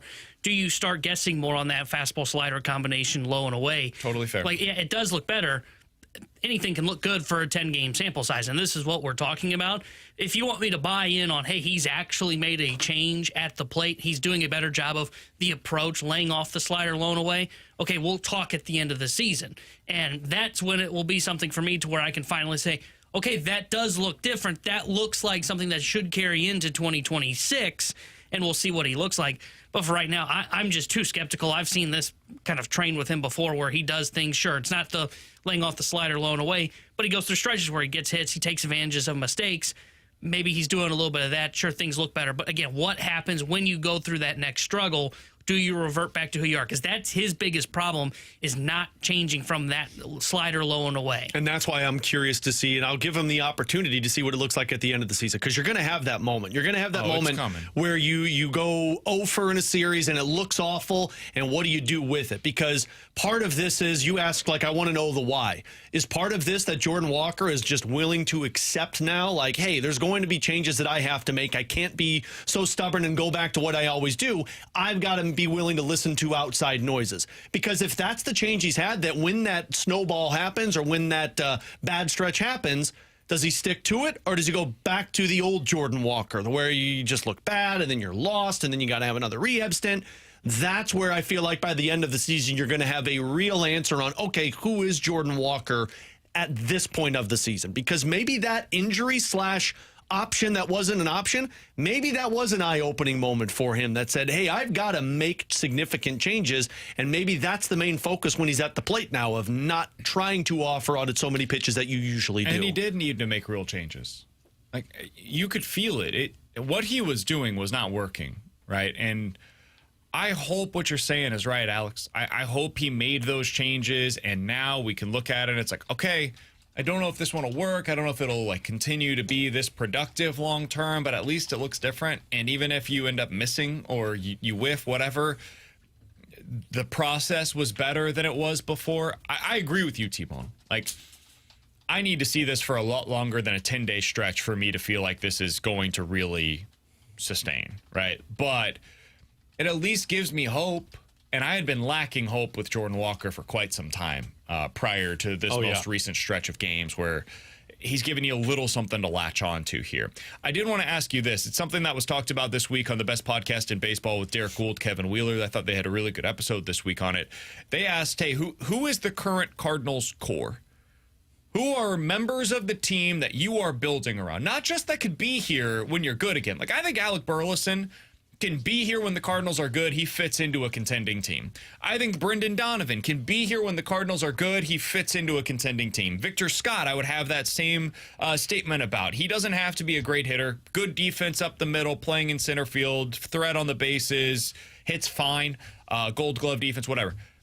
Who are the core players that you are building around right now if you're the Cardinals general manager, Alex? Weatherholt. Which I don't know, does he fall into that because it's not a major league player? I've never seen him at the major league level succeed or fail, but if you want to put him into that category, I don't blame you for doing so. I think if I'm the Cardinals, I have to do that with him right now. That's fair. Ivan Herrera. He would be part of your core. Yeah. Where's he playing? Remains to be seen. TBD. Yeah. I'm just asking the follow-up Wherever question. I need to play him. I agree with you on that one for what it's worth, but I was just curious. I think if I'm the Cardinals... Ooh, I wanted to say it so confidently that it's Mason Wynn, but I don't know if it's Mason Wynn. And I also don't know if it's Brendan Donovan. So I think I'll end my list with Ivan Herrera and J.J. Wetherholt. And I think they're hoping Liam Doyle. Liam Doyle, sure. Yeah, he's the only other name I had. Yeah, but if I have Wetherholt there and I'm uncertain with that, like Doyle hasn't even pitched in a... So out of the players that are currently on the Major League roster, yeah, the answer is Ivan Herrera, who has played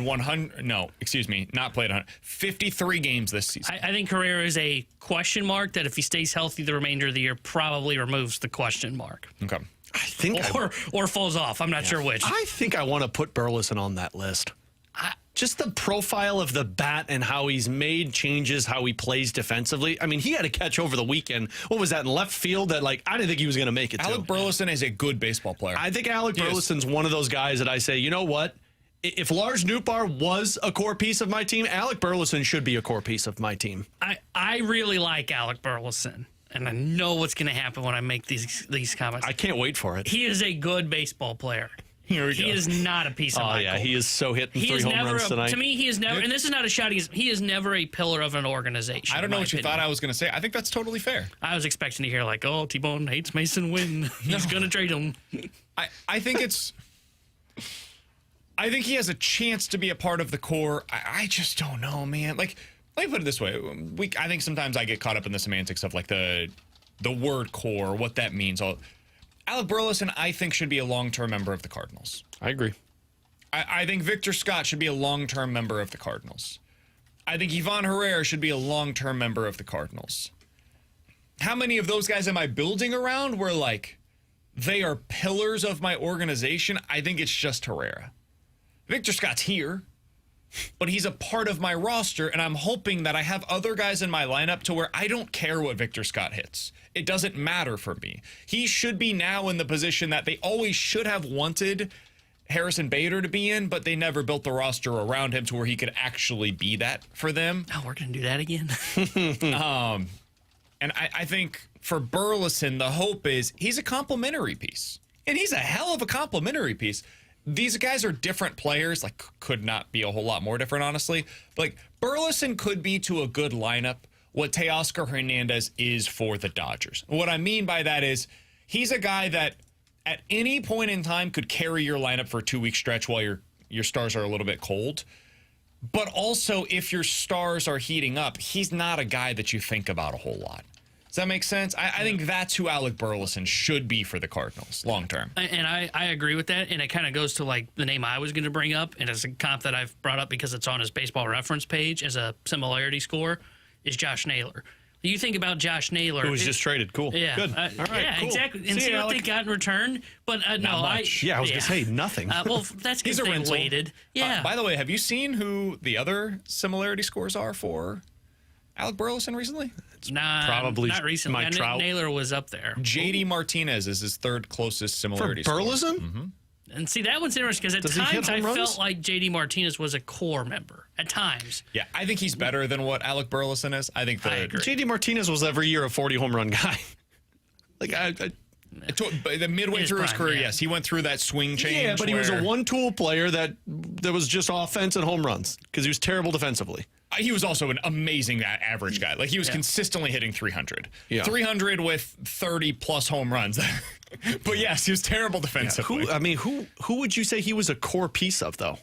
I think Detroit. Because Detroit's where he came from. Detroit would be the team. And then, when he got acquired that year at the deadline, I think it was Arizona, if I'm not mistaken. He was a core piece because I think he had 20 home runs in 40 games. It was unbelievable. And he was a core piece for Boston. Yeah, that's the one I was thinking of, but I didn't think he was there very long. Yeah, he was a core piece for a while, and then he that's about when he started to hit the decline. When you win a World Series somewhere and you were one of the best hitters on the team, you could be a core piece for me. Yeah, their core was him, Bogarts, Betts, and Bogarts. Mm-hmm. That with Chris Sale as the pitcher that was in that core. And I don't know if there's another pitcher or not. I think. Hey, can the Cardinals get one of those? No, a Mookie. We're going to cut payroll instead. Yeah, we're going to actually drop down to maybe $90 million for our salary this year. Yeah. Okay, cool. We want to spend less than the Blues. We're financially motivated to move money out right now. Yeah. Cool. But we're going to make the game day experience great. So we're going to have another concert series after a game when it's 110 degrees outside. You know what Flo Rida was this last time? Maybe Justin Timberlake. Cool. I've heard he's in the news right now. Are you kidding Alex me? would be in attendance. Hey, Not you if it's went- 110 degrees. You went to the game on Friday, right? Yeah, but I didn't stay for Florida. Oh, you didn't? My daughter's birthday was that night, so I was down there for pregame. Did you stay for the game? No. I was gonna say, wait, I thought he left before the game. Yeah, no, I left before the game. My daughter's birthday. It was the only time I could get down to a game. So no, I was down for the pregame stuff, and then I went to Pietro's and had a great dinner on the hill. Oh, nice. that's And then we nice. hit Ted Drew's on the way home. That's great. Man, that is My daughter had We went to Grant's Farm on Friday. We were both being very St. Louis. And T-Bone, what'd you do? Probably went to Olney. No, I didn't go. I don't remember what I did on Friday. We got Ted Drew's and my Emma, the one who I think turned I was 3 just years at- old. You know, we're moving my grandma out, so I was doing There's a lot of manual labor. Emma got a M&M custard at Ted Drew's for her that's birthday. good. She didn't eat the custard. She dug her hands in and pulled each M&M out and ate them all. Sure, that makes sense. So I have just We had a all over bomb her pop face. for Luca, and he just read everything. Just read. Yeah, it was fun. It was fun He when got she to had the white party. He's like, I'm done with this now. And then the blue just melted everywhere. I told Katie, I said, she's driving home with you. Not in the new van. All right, coming up next, let's dive into the junk drawer. You guys made fun of me for something. I need to get this off of my chest. We'll get into that next year on 101 ESPN.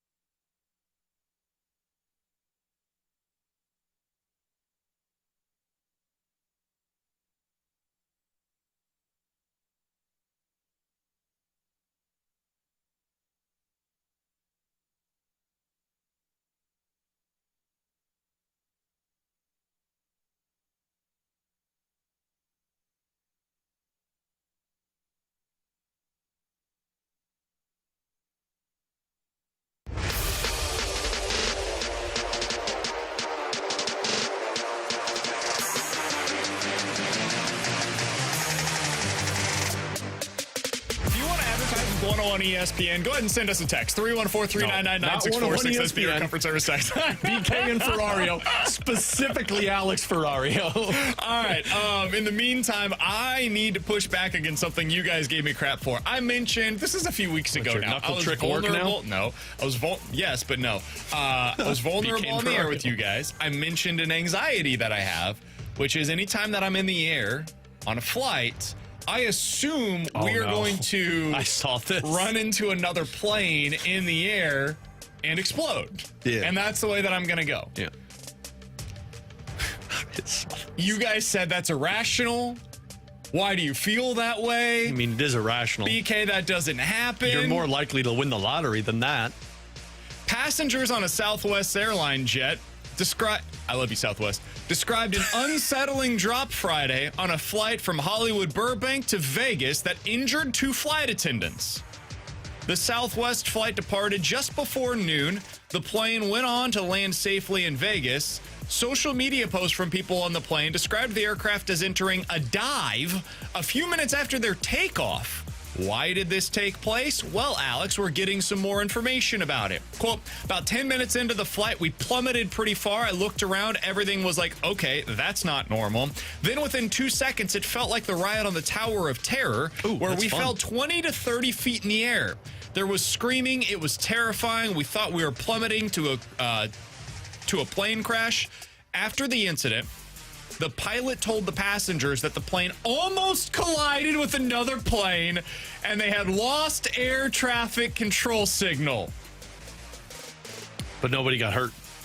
2 flight attendants were injured. Okay, nobody died. Let's say that. Yes. Your anxiety is that the plane's just going to blow up. Well, that man just saved everybody's life. Yeah, thank God. Yeah. God bless this pilot. That's why Imagine if something had gone awry. Well, and he didn't see him because they lost air traffic control. My fear may be irrational. The good news, though, is if that happened, you don't I'm have flying to Denver in like 3 weeks. Oh, yeah, no.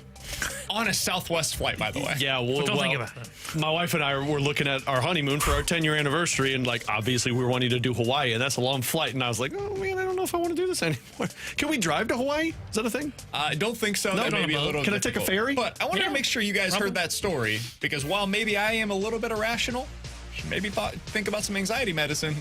You're the one that's getting on a plane soon, not us. It does happen out there. With Alex and T-Bone, I'm You're still BK. Katie irrational. Woo, Cardinals Insider, next year on 101 ESPN.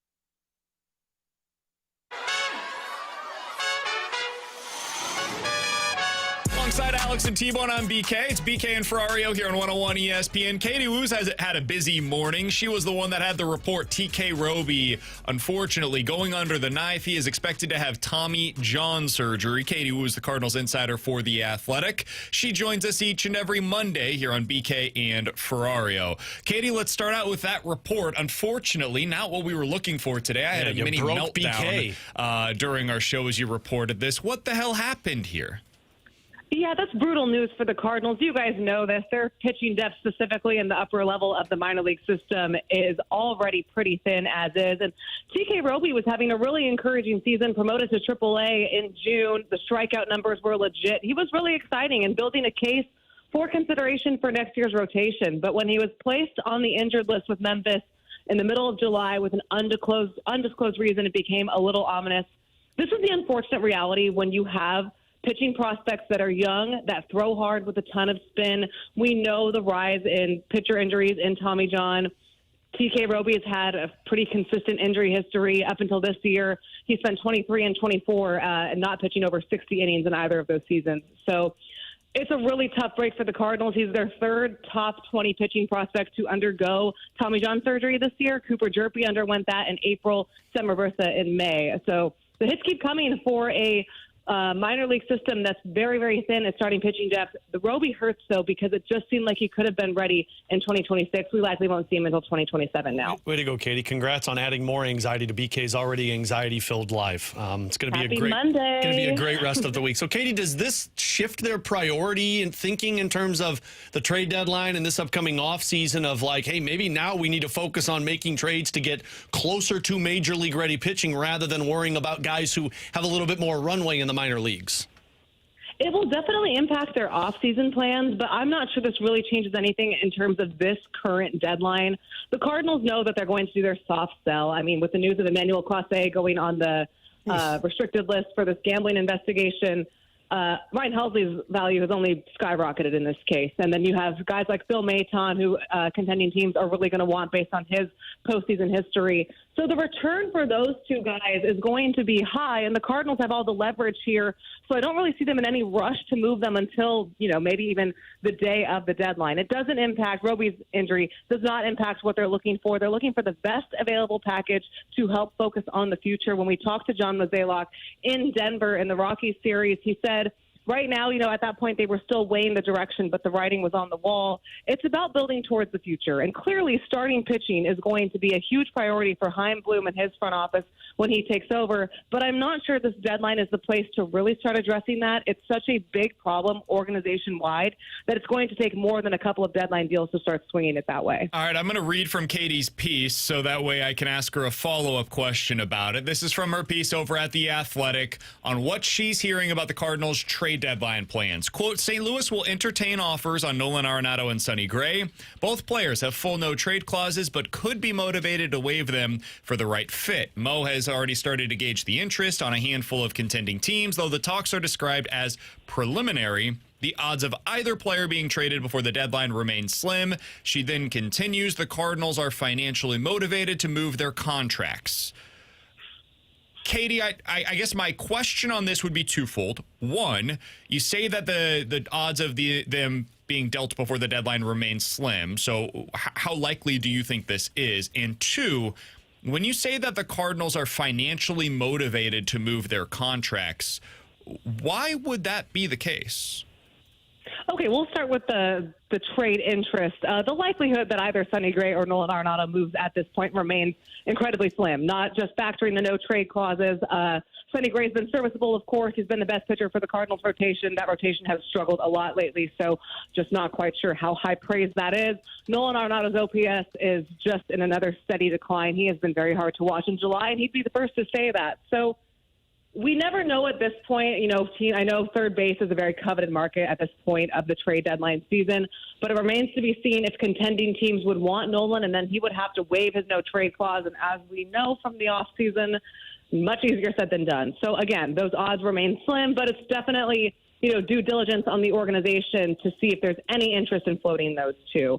When you think about what Sonny Gray and Nolan Arenado are due on the remainder of their contracts, We loved the Sonny Gray signing in 2024 when he was making $10 million. But that contract was backloaded, a 3-year, $75 million deal. He'll make $35 million in 2026. Nolan Arenado's guaranteed money, I think, right now comes up to a little under $40 million remaining in his contract through 2027, including deferrals and what the Rockies are paying him. His contract is the most complicated thing I've ever looked at, so bear with me on the approximation of those numbers. And when you think about the Cardinals having essentially $75-ish million tied up in those two players, that just does not make a lot of sense for an organization looking towards the future. We know that payroll went down in 2025. While ownership has not directly said this, I would expect that trend to continue in 2026 as the Cardinals look, again, to build for the future. We see the attendance numbers, and I'm in no way blaming fans for not showing up. I totally understand the apathy and the frustration. But it does create this kind of cruel cycle in terms of revenue. There's still a ton of uncertainty in the TV deals. Payroll will continue to be a factor. The Cardinals plan to be in a down cycle, and that plan was not just for 2025 as much as they wanted to spin it that way. You're looking at multiple years of this, can't call it a rebuild, but it's a rebuild situation, and that's going to impact payroll definitely. That's why the Cardinals might be financially motivated to move those contracts, though it seems more likely those conversations will really take place in the offseason. Okay. Follow up real quick, Katie. Geez, more anxiety.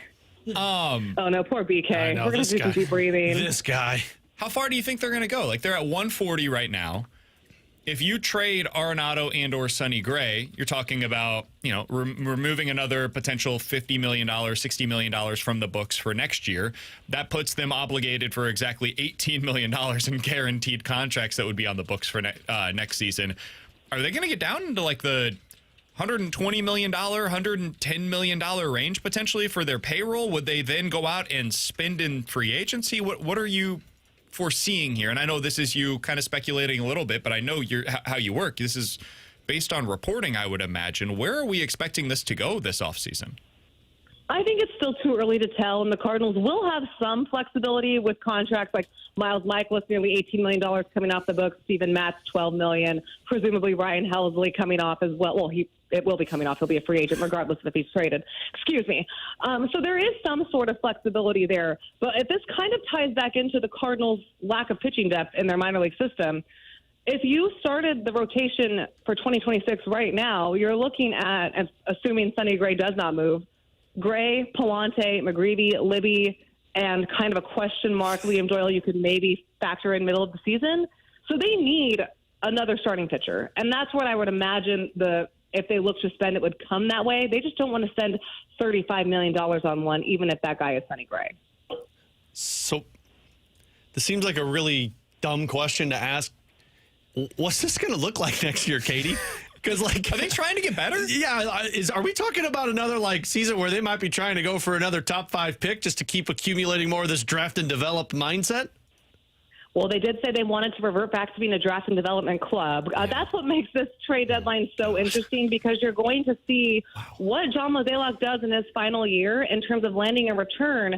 The Cardinals know their minor league system is in bad shape. I mean, the whole point of the season was to address this. When have the St. Louis Cardinals ever said, hey, so our focus is not necessarily going to be the major league club at this time, okay? They know they have to fix their minor league system. That's why Chaim Bloom is here. That's why Rob Cerfolio is here. And we're not getting a lot of information on how the minor league system is shaping up right now, because that's going to be a multi-year project, okay? This is not something that's going to be fixed over the course of one season. The Cardinals were hoping, from a major league standpoint, enough of their current players would take steps forward so that it wouldn't have to be a total rebuild. And I still don't think it needs to be a total rebuild. Yeah. But it's no secret that as the Cardinals look to offload at least their rental relievers, that seems to be the most likely path right now, though they haven't publicly declared anything. The return is going to show where the Cardinals can shape up in 2026. Guys, Chaim Bloom has his work cut out for him. And it's going to be maybe a much bigger offseason. Well, definitely a much bigger offseason than last year, because they didn't really do anything. But maybe a much bigger offseason than we're really prepared for at this time. The trade deadline is kind of just the preview to see where this is.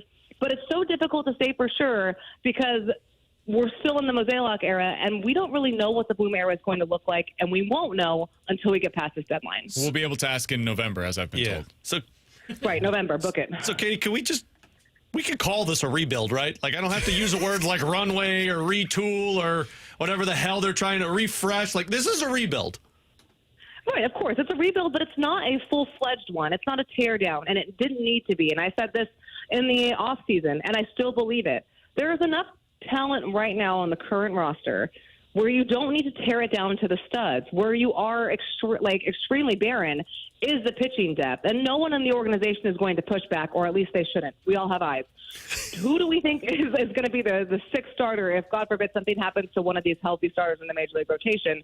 The options are very, very slim. And that's why the Cardinals spent the majority of the first half being so meticulous with their scheduling and giving guys rest and maybe keep, a quicker hook for some of these starters than you'd like to see, because there just really is virtually not a lot of depth. That's why it was important for them to kind of crush the draft. And I thought the draft was really interesting because it kind of gave us our first look at the new regime and the kind of talent that this new organization will be looking for, a new evaluation model. This draft class, when you break it down by all 20 players, or 21, can't remember exactly, it's a different kind of prototype. You're seeing more swing and miss. You're seeing higher velos. Things that the Cardinals hadn't really drafted in a while. That's not to say they didn't at all, but we all know what the prototype was. It was ground ball pitch to contact. We've been saying that every year for like 5 years. By the way, Alex, I'm sorry, go ahead, Katie. No, go ahead. I was just going to make a stupid comment. Go ahead. I apologize. Jesus. No, you a stupid comment? No way. Don't interrupt her. I was going to say, she mentioned the sixth starter. Currently, your sixth starter is probably Aaron Wilkerson. Woohoo!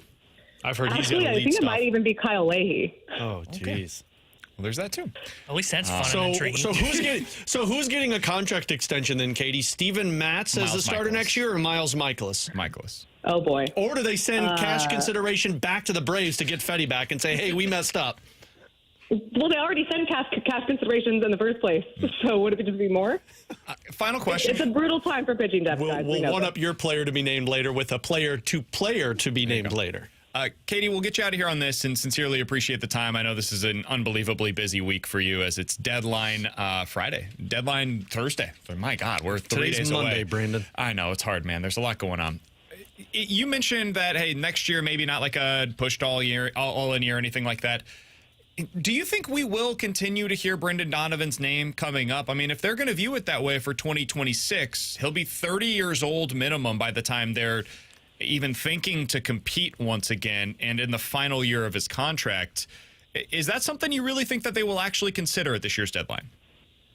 It's fair to question. I think the Cardinals are rightfully listening on offers, but according to multiple people that I've talked to, whether it's in the organization or with rival clubs, the Cardinals' asking point is rightfully sky high at this point, mainly because I don't really think they seem inclined to move from Donovan right now. And this is going to be a decision that ultimately falls on Bloom, right? This isn't necessarily a Mo decision at the end of the season. He won't be overseeing the direction of the organization anymore. So I think that's more something that we can table for the offseason. I will say, just knowing that the Dodgers are interested in Donovan does give me a little bit of pause, because you can never count them out. Between the Dodgers and the Padres, those are two of the most craziest front offices in baseball. So you can never say never with that organization, but the Cardinals will not move Brendan Donovan right now unless they get an absolute deal that they just simply can't say no to. I don't think things are going to get to that extent with Donovan during the trade deadline. Makes sense. If nothing else, find out where the value's at and maybe kind of reassess where you're at going into this offseason. Katie, great info as always. We sincerely appreciate it. We'll be following over on Twitter at KatieJWoo and, of course, on The Athletic, where Katie will have all of her reporting this week leading into the deadline. All the best. We'll talk with you again soon, Katie.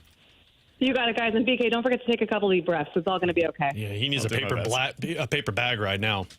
I'll try my best. Appreciate it, Katie. It's Katie Wu joining us as she does each and every Monday here on BK and Ferrario. That's going to be the Redbird Report on Friday, right? Just BK Thursday. Live. Live. Isn't the deadline Friday? Thursday, as we just found out together. We both went through the exact same experience. I thought Friday was the 47 seconds 31st. apart. It would make sense because I'm off Friday because it's my daughter's first birthday. So, okay. Yep. Yeah. This all makes sense now. Can we either way? BK's have having a group an therapy anxiety session together on the other side? Yeah. I mean, I don't really How are think you guys I need feeling one. about the immediate future of the St. Louis Cardinals? Yeah, blue season starts. Yeah, I was going to say. I've heard Mizzou's got a pretty interesting dilemma right now. So Want to hear get from into you that. guys? We'll talk about that a little bit on the other side. 314-399-9646 is the Air Comfort Service text line. After thinking through things, hearing what Katie had to say, how are you feeling about the next 1 to 2 years of Cardinals baseball? We'll talk about that here on BK and Ferrario.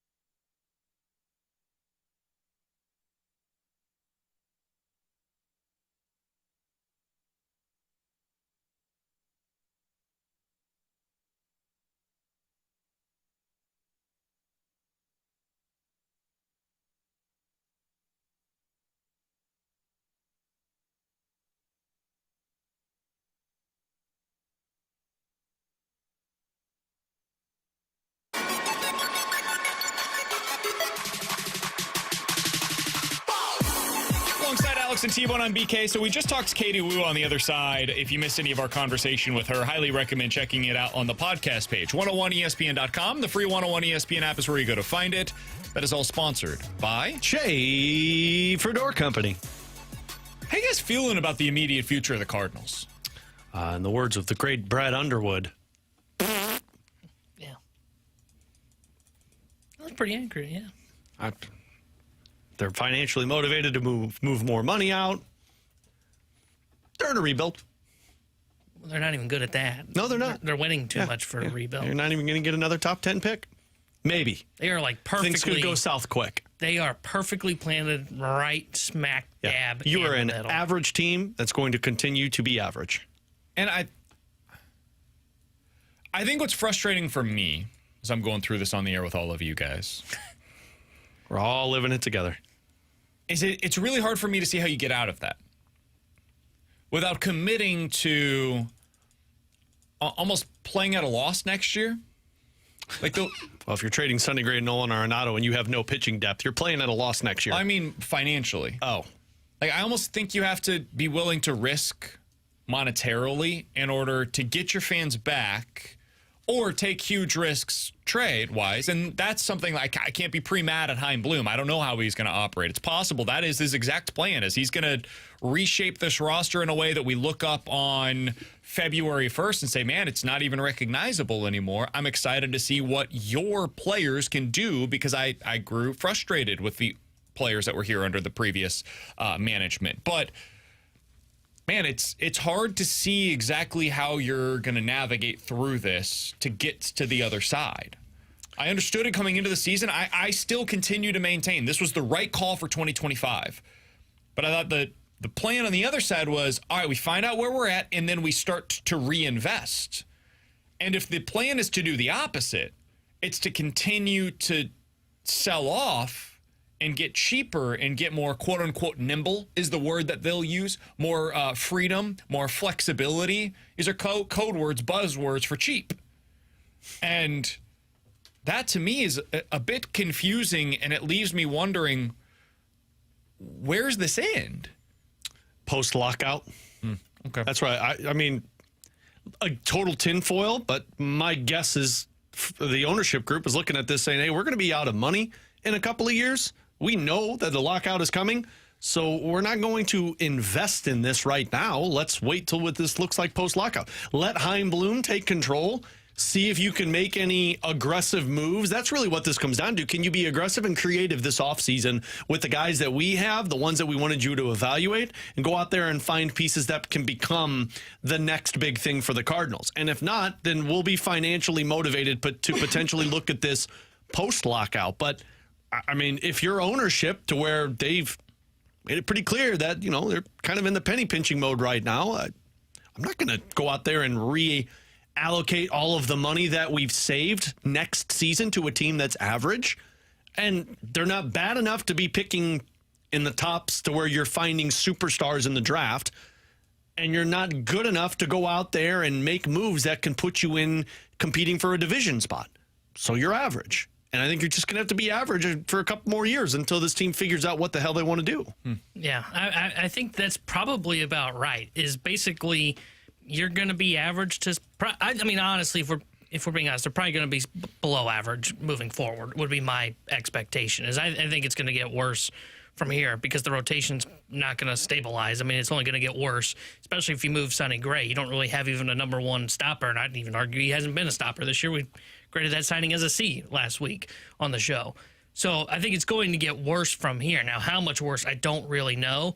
The thing that, if you want like a silver lining, BK, you look like you're looking for a silver lining. I'm looking for it. They feel like they are where they were from 2016 to 2018, where they were kind of stuck in the muddy middle. They weren't getting into the playoffs, and those were 86, 83, 88 win teams. Now, they're not that good. They're probably around 500, maybe a little bit below.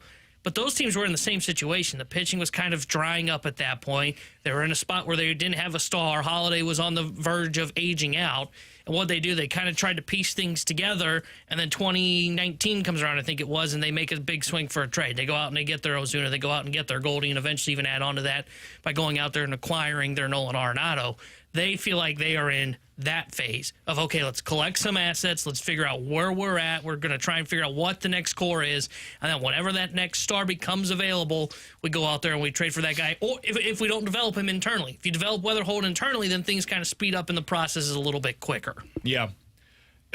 I think the similarities are definitely there between where they were in 2016 to 2018 and where they are right now. The difference in how they're handling it is significant. I mean, those teams, they threw money at the problems and threw trades at the problems, and now it seems as though they're saying, hey, let's take a full reset here, get our books in order, give us that freedom, give us that flexibility, get really cheap.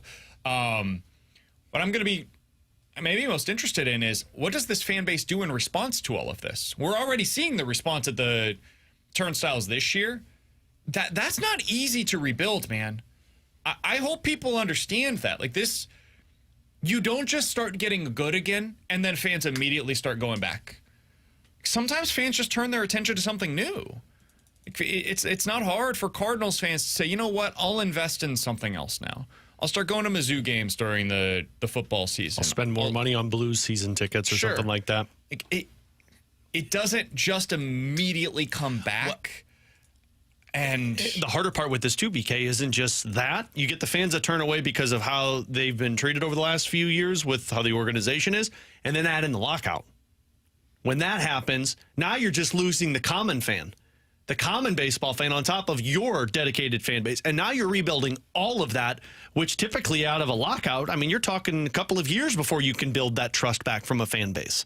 And that's just the common person that wants to go to a baseball game. And a couple of years might be light. Yeah. I mean, some organizations, some markets, it takes like a decade or more, especially to regain the faith of your fans. And I think that's something that has happened here in St. Louis, and this has been happening over the last decade, of course, but it takes a little bit of time for you to regain the trust of fans saying like, yeah, we're not just going for it right now. This is something that I can continue to invest my time, money, energy, passion in, and there's going to be a payoff here. Like, because the team has the same idea in mind. Like they're also going for championships. That's their ultimate goal. And I think there are some Cardinals fans, right or wrong, it's their perspective, that don't feel that way right now. And I don't think that gets better by this offseason going out and saying and I got this on the YouTube chat. Somebody said, BK, what do you want them to do? Like, yeah, okay, if they trade Arenado and Sonny Gray, they're not just immediately going to give somebody else $35 million. That's cool. I'm good with that. They shouldn't just hand it out for the hell of it. But it does seem a bit strange to me that this organization would willy-nilly just be willing to move on from these guys and then not reinvest it in any meaningful way. That's a long way down the road, but it's something that we have to start thinking about is, what is this offseason going to look like? And you're 19th in payroll right now. You're 19th in attendance right now. I don't think that's exactly a coincidence. Do you go down to 21st, 22nd? Are you similar to like where the Reds are with your payroll next year? It's going to be a really interesting next couple of years for the St. Louis Cardinals. Yeah, I could see where they just end up in that situation. But again, like that won't resonate here in St. Louis because, like, you think about what their recent history is. It's not like they are the White Sox, who their World Series win in 2005 was like the first one in like, I think it was like 80 plus years. I mean, they last won the World Series just over a decade ago in 2011, right? We are getting to the, I think, 15-year anniversary mark will be next year for that team. That's not that long ago. And this is also a team that was in the playoffs 3 years ago in 2022, and we felt like had a legitimate shot. In 2021, they win, whatever it was, 17 games in a row, and you felt like, oh, boy, they're the hottest team going into this. You don't just suddenly get that right back to your point. And I don't know what they do. And it would be easier if they were, well, maybe easier if they were better at the PR thing. Because, like, they've been asked multiple times, like, hey, like, is this so, like, you take the step back now and then the payroll gets back to where it was?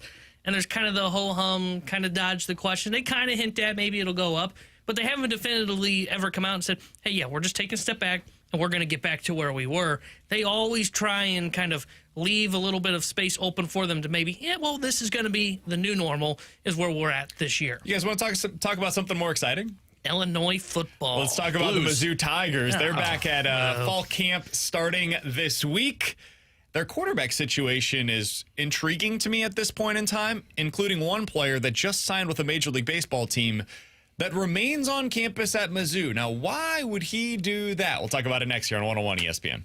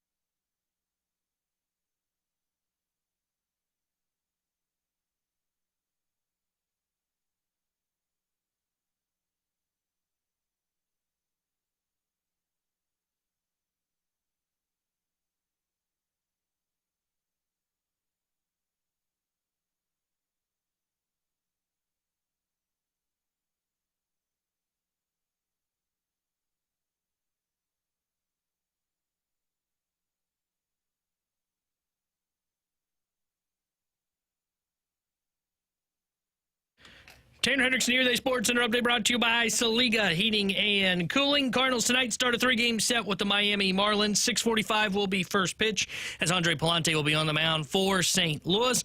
And earlier today, our Cardinals insider Katie Wu reported that their pitching prospect TK Roby will have Tommy John surgery ending his 2025 season. The Sports Center update is brought to you by Saliga Heating and Cooling, a Daikin heating and air conditioning dealer.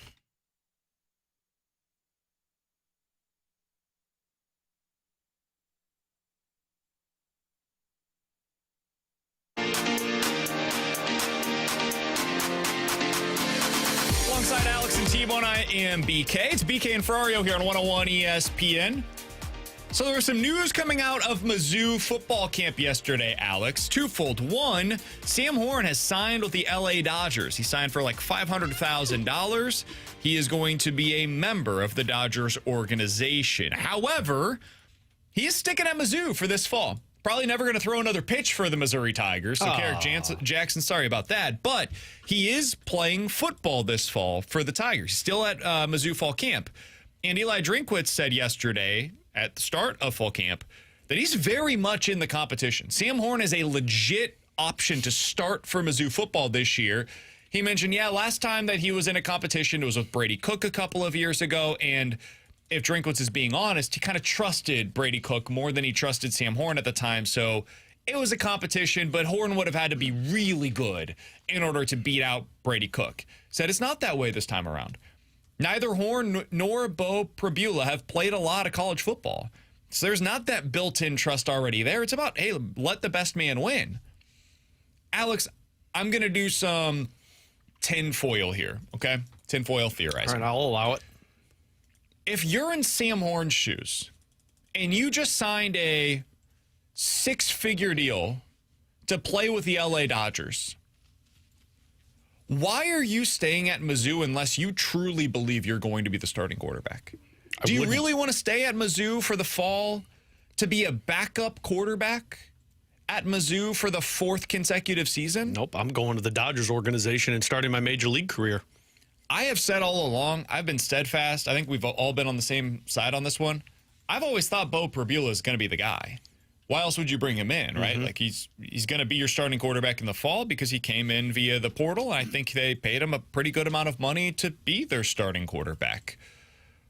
But if Sam Horn wins this job, God bless him, first of all. And I got to be honest, that kind of makes me excited as a fan.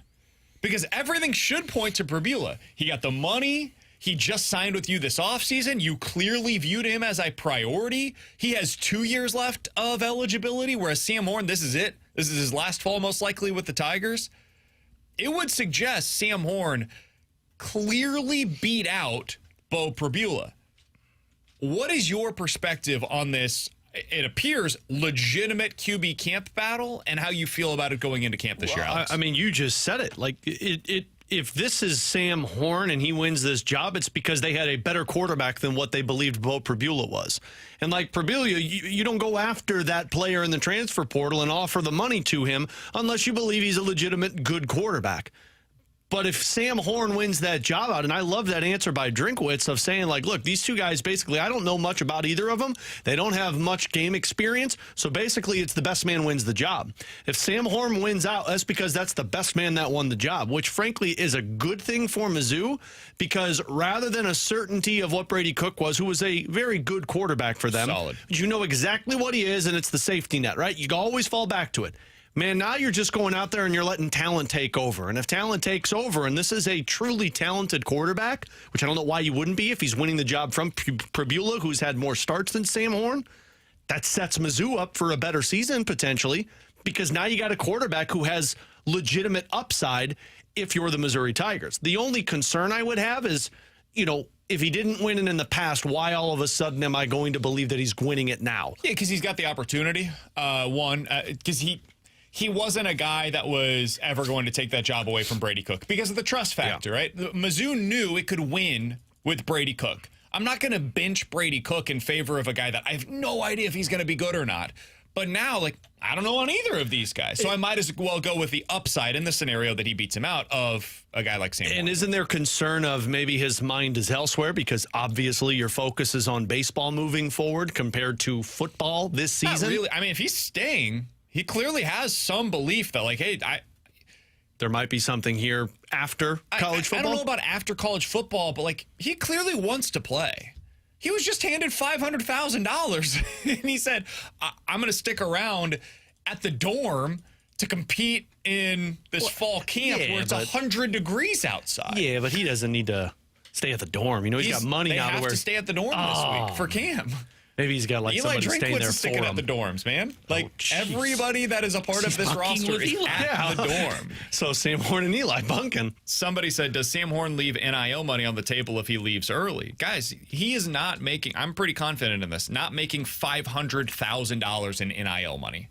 I'm very confident in that. Very few players are making $500,000 in NIL. Now, he's making more in NIL than he will in salary next year. But the bonus that he was just paid, that is more than he has received in any individual season at Mizzou, I have to imagine.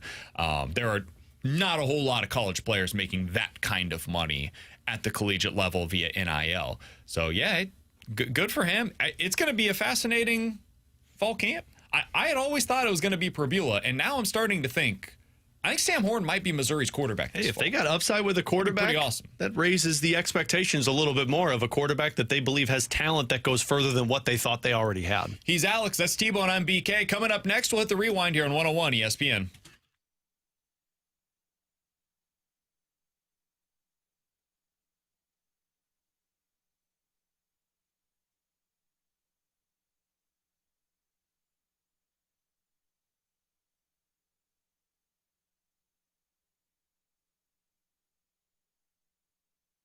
Jamie Rivers here. Did you know Warren Buffett and Bill Gates invest in U.S. farmland? There's a reason. Steady returns, long-term growth, and real stability no matter what the market is doing. AgVest has helped leading financial institutions manage over $900 million in farmland deals and is licensed in 10 states. If you own farmland, AgVest can help maximize its value with full-service management. Invest smart. Call AgVest founder Chris Bronner at 618-520-7022 or visit agvestadvisors.com. Buy land. They're not making it anymore.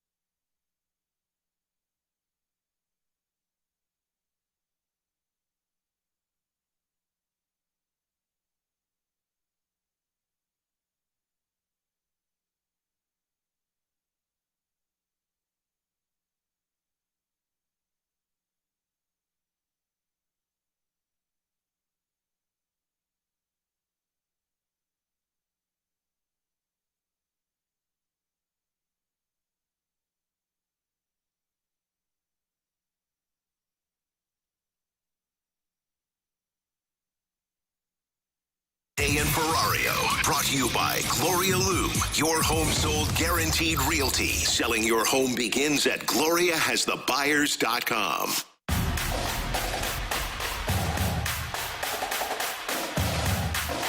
Alongside Alex and T-Bone, I'm BK. It's BK and Ferrario here on 101 ESPN. It's been a productive show today. I'd give it a 5.5 because it's been a little bit of a bummer. A little bit of a letdown. Yeah, but you got anxiety from it, so I'll go with 6.5. I accomplished something today, so. You should grade it higher because we were able to finally get you on board of like, hey, dude, the Cardinals ain't going to be there for a while. We finally got you to the point that they might be bad for the next few years. Yeah. Sometimes they break me for individual seasons. Like, that's happened. Oh, yeah. BK will be back after the deadline, August 1st. Oh, they made trades that are going to make them a contender next year. This time, they kind of broke me in that I don't know where we're at, guys. It's going to be a really interesting next 3 days as we get closer to the trade deadline. My guess, and I'm curious what you guys think on this, as we now made it through the weekend. Cardinals win the first 2 of the series against the Padres, lose the last 2 of the series against the Padres. They're now like right around 500 again. They have a negative run differential on the season. I think they're going to trade Ryan Helsley, Steven Matz, Phil Maton. Throw in one of John King or Romero. Okay, you think they will? Yeah. I think one of those 2 are going to be gone. I hope that's the case. Not They because should. I'm pushing them out the door, but I think you're going to get a really good return on those guys. Yeah. I think they should. Other than that, I don't think you're going to see anything else. Arenado's not going. Sonny Gray's not going. Michaelis isn't going. Part of me wonders if maybe there's a position player that gets traded, like they try and make a bigger move at the deadline, but I think that's all going to be off season. Yeah, I agree. The 3 bullpen arms. I think JoJo, I'm kind of 50-50 on. I don't think King's going anywhere. I don't even think he'd be thrown in somewhere. He's the closer for the rest of the season. He's our mop-up man still for the rest of the Guardians season. new closer. They need one, apparently. I'm 50-50 on JoJo. I'd bet on that. I think I'm... Well done. I don't know. I lean towards Gray's not going anywhere, but I do find some of the comments a little interesting. That makes me think that they might be shopping him around. Other than that, they're shopping him. Other than that, I think they are listening, but I don't think they're going to pull the trigger on anything. I think Mo's going to be too hesitant. They're going to wait till the offseason, then Chaim Bloom's going to be the one that tears this thing apart. I think Mo's going to just do the bare minimum with this and say, let's just move the guys that I know I can get something for and then be done. August 1st, Chaim, congratulations. I think Chaim's looking at this going, man, this is a lot worse than I thought. Chaim gets unlocked from the room. He's like, I'm going back in. Yeah. Talk to me in May. I do wonder what his perspective is on all of this. What did we learn about the Cardinals over the weekend? Anything? No. That they're a 500 team. And I say we learned that because for the longest time, maybe I was living in denial, but I didn't think they were a 500 team. I thought they had an offense that was going to keep them 5 or 6 games above 500, compete for a playoff spot all the way down to the stretch. I think I learned that this is a 500 team. I think we learned that McGreevy can't be viewed as the savior, right? They kind of, and what I mean by that is the way they would talk, the way you would kind of read things that were reported was once their addition, if they're going to be at buyers at the deadline, is hey, Fetty's out, McGreevy's in, bada bing, bada boom, playoff bound, and it's look, McGreevy's good, he's better than what you have in Michaelis and Fetty. He's no savior though, right? He's not a guy that's going to come in here and take the bull by the horns and just really take off like you would see from a flamethrower like a Hunter Green when he got up with the Reds or a Paul Skeens, someone like that. No, he's a fine number 4 starter that's going to have games like he did yesterday. The difference is McGreevy at least doesn't, when he starts the next game, you assume he's going to give up 6 runs in 2 innings like you did with Fetty or like you do with Michaelis. See, I don't know. I think there's going to be some of that. Or at least there's the potential for it. Not where it's every start. Like Fetty, I knew what the start was going to look like. Yeah, Fetty McGreevy gives you the opportunity of like, hey, he could go out there and be competitive. I think it'll probably be more like Michaelis, where it's you just never know. It depends on the. You're doing a dance or yeah, that's his Cardinals are now rebuilding dance. It's going to be depending on the batting average on balls in play. There's not going to be a ton of swing and miss. There was a little bit of it, but not a ton. And he had 2 strikeouts, 4 2/3 innings, gave up the 9 hits in those 4 2/3. Like, that's going to happen with McGreevy sometimes. But instead of being 35, making $18 million, he's, 25? Making nothing. Basically nothing. That's the Cardinals type of pitcher right there. Yeah, I think that's the biggest difference is he's new, he's different, he is somebody that's trying to develop now instead of a guy that is like, this is it. There's nothing more to see here. Give it a year, he'll be bad still, and the Cardinals fans will complain that he was a first-round pick that was broken by St. Louis. Somebody on the text line said, guys, Contreras doesn't understand what a common thread is for all of these pitchers that are hitting him. I liked the way that was handled by everybody involved. I thought it was great. I thought the umps did well. I thought Contreras did well. I thought the Cardinals did well. I thought the Padres did well with it. Everybody played their role perfectly. It was enjoyable baseball to watch over the weekend. It was intense. It was old school. I'll tell you this. I liked all of it. I was locked in on Sunday waiting for another one. It was awesome. I just needed John Jay to go out there and try and start another brawl. That was the one part where maybe like... Oh, I loved that. He didn't even do anything. He just looked at him, and then Machado lost it. He barely barked at him a little bit. It is what it is. I like it. I guess they have a history. He said they were like friends, but I can't find any connection when they apparently played. they used to be friends. They're both from Miami. Apparently they used to be friends, and now there's some kind of like Machado's just a hothead, so I don't know. It was easy. I don't remember Jay ever being that aggressive when he was a player. Yeah. I like it. I liked the new coach in John Jay. I loved it, man. I liked all of it this week. I thought it was a lot of fun to Descalso at watch. first, and then I saw it was Jay. No, that's not Descalso. I just liked how Wilson was the one walking Manny to first base. I also love how Schilt was the one leading the charge. You see that? Oh, are you kidding me? Schilt was waiting for Schilt was going to do the the Gallegos, where he just like launches himself over the wall to get as quick as possible. I saw someone over the weekend, I think it was Tag BK on a tweet that was like, well, at least Mike Schultz out there leading the charge. Ollie Marmol's out. I was like, what do you want? Cardinals back in action tonight. Drop the gloves. Holly dropped a couple of F-bombs when Contreras got hit that second time. Andre Palante back on the mound. I feel like he's on the mound every other day. Are you trying to start give optimism for Andre Palante being on the mound? Edward Cabrera on the mound for the Marlins. He's a guy that is at least out there in trade discussions right now. Cardinals should trade for him. You know, talk about a young pitcher that has some big time stuff. Edward Cabrera is exactly that. He's had some injury issues though in his past. Do you guys think the Cardinals win tonight? No. Okay, me either. No. All right, so we're 0-3 on that. For Alex Ferrario and Tanner Hendrickson, 3-0. I'm Brandon Kiley. T-Bone, who do we have coming up this week? Got a bunch of guests we've got lined Jim up. Duquette, the former Major League Baseball GM, He tomorrow. just looked at you like, why are you talking I didn't to really me? know what you were going for. I was like, I He don't know. booked him. He did a great job over the weekend. He kept sending us. He's like, bunch of guests. Here they come. We will have Jim Duquette, the former Major League Baseball GM and co-host with Mike Ferrin tomorrow.